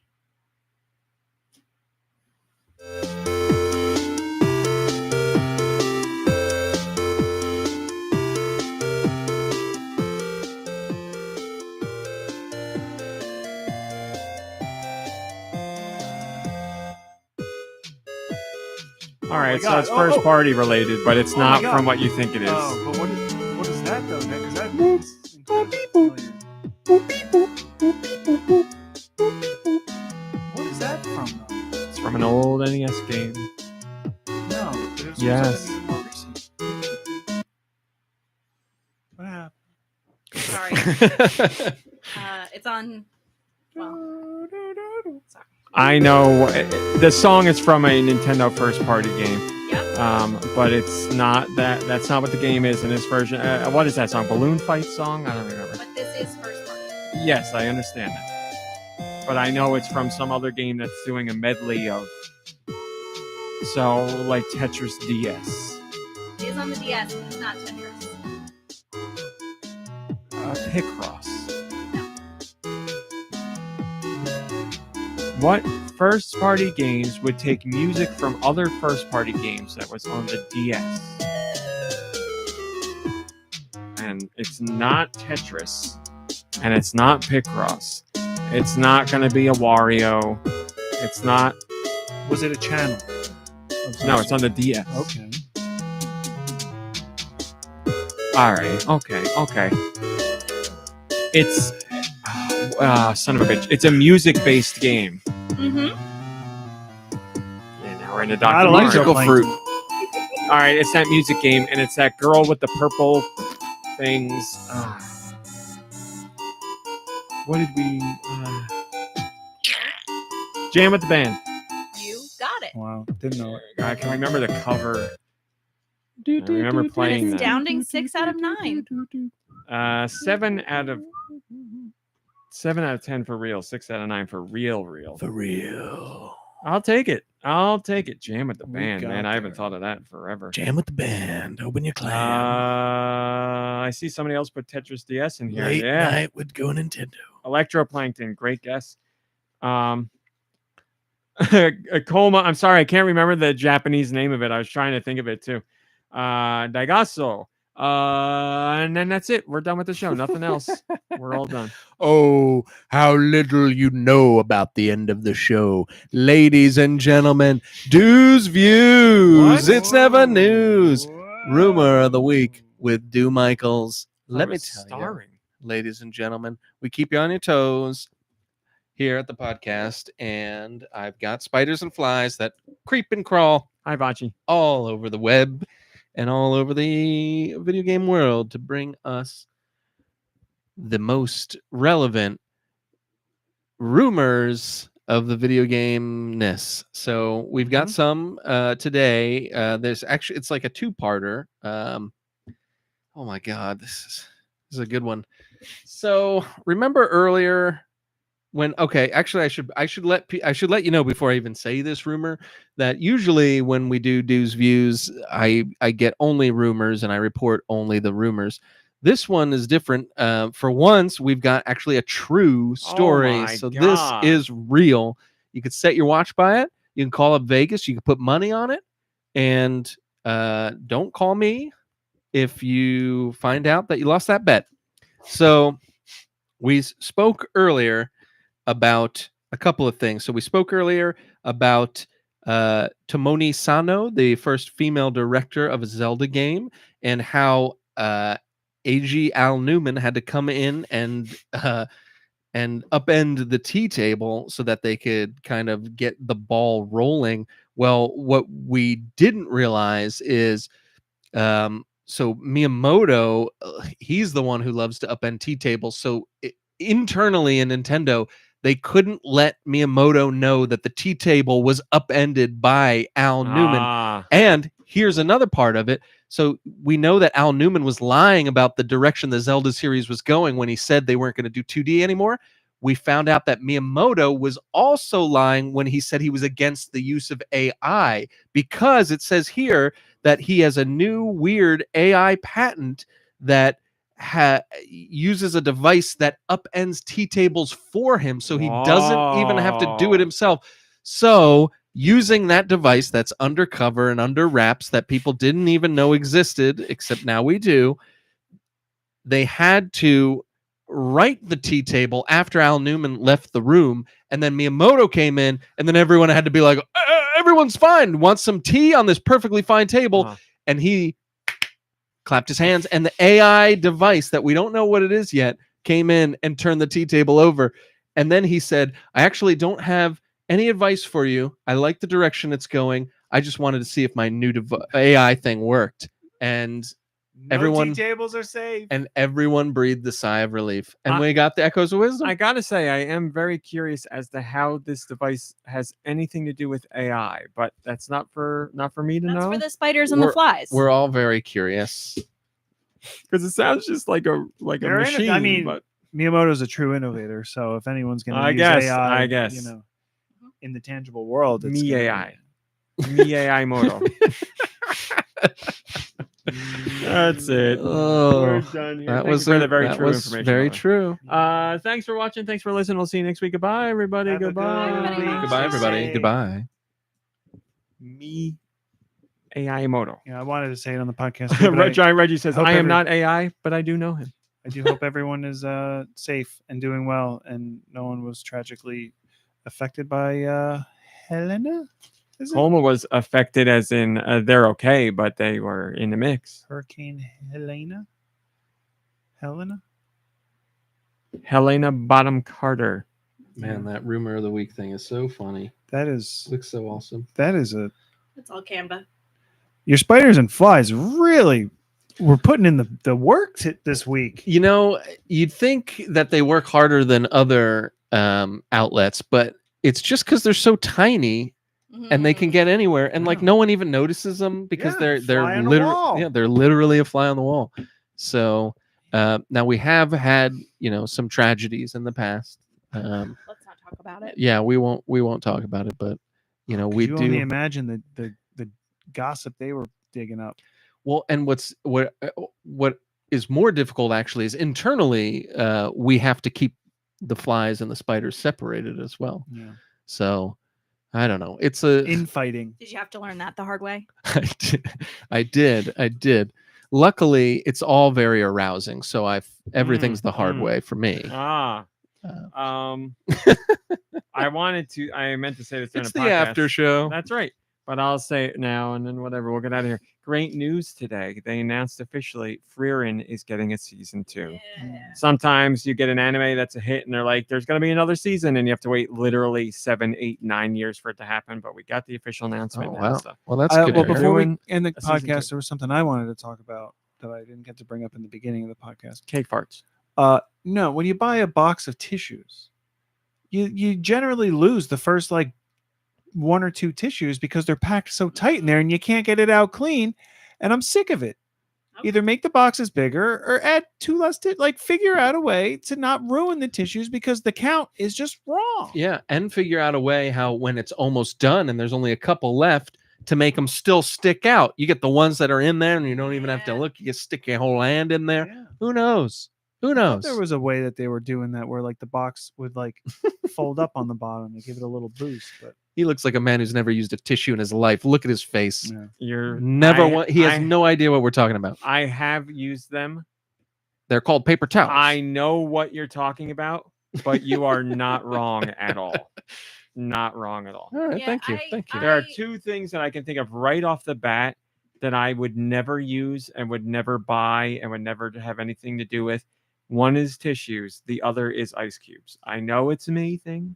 I'm not saying tissues are wrong at all. Well, you're not Well, you supposed can to make rub your your own nose with ice ice cubes. cubes. Yes. It's just like I'm always fascinated when someone goes to get a drink and they're like, "You got any ice cubes?" Because I'm like, I never even rarely think of put it. them And in I'm not. there, I know I'm the weird one, but That's yeah. I mean, you don't have to use ice, but like, it's not weird to have ice in your it's freezer. not all weird. right? It's not weird. To I'm not not have saying ice. it's not weird. No, I'm not saying it's not And I weird mean, at if- all. It's just I know I'm the weird one, but I never ever think of it. I never and not because I'm like, oh yes, ice, and I want it. I don't want it, and I'm like, So you just like a tissue, like a toilet paper or a paper towel man if you Yeah. need. Or You a know, sleeve. makes sense, but toilet like, paper or paper towel, yeah. but you know, it's 6 of one, half dozen of the other. I guess. Who cares? Yeah, I just don't like the way. Yeah, that yeah. I wouldn't be like, toilet what are you getting paper- tissues for? It's fine. Like I I don't like totally the get way- why they exist and why people buy them. Just I would not be one of those. I don't people. like the way toilet paper like tears up when you blow into it. And I don't like Blow right how raw your nose can get if you That's blow a into a paper paper towel. Yeah. So You know, it's all in the about past, comfort. So when I would be like at work and they had like the C-fold paper towels, I'd wet it so it would soothe. Yeah, How about a handkerchief for you little guys? something. That's something old guys And do. then you when gotta they, wash them. You don't have to. The thing with me is I would always screw up the fold somehow, and then I'd be like, Mm, "Oh, which is fold the snot side?" to the outside of Oh, your yeah. pocket. Or yeah. when you yeah. go to open it back up and you blow again, you're putting your nose right in your Yeah. old. Yeah, your no, old I don't snoot. understand handkerchiefs. I People don't- using it for that. Yeah. You wear them on your neck. You wear them on the top of your head. I don't know what else you do with them. Oh, you got You a wave them at yarn, like a piece of yarn going down the side of your fancy. What? It's like a vein. Oh, I feel it. Yeah. There it It's is. all squiggling around. Oh my God, it's a worm! All right, everybody, Like have a great the week. bandana just like falls apart. Thanks for watching. Thanks for listening. Play some games. Hang out with friends and family. Rest, relax. You deserve it. We'll see you next week. Hey, it's that season. Watch over the garden wall. Goodbye, everybody. Goodbye. Goodbye. I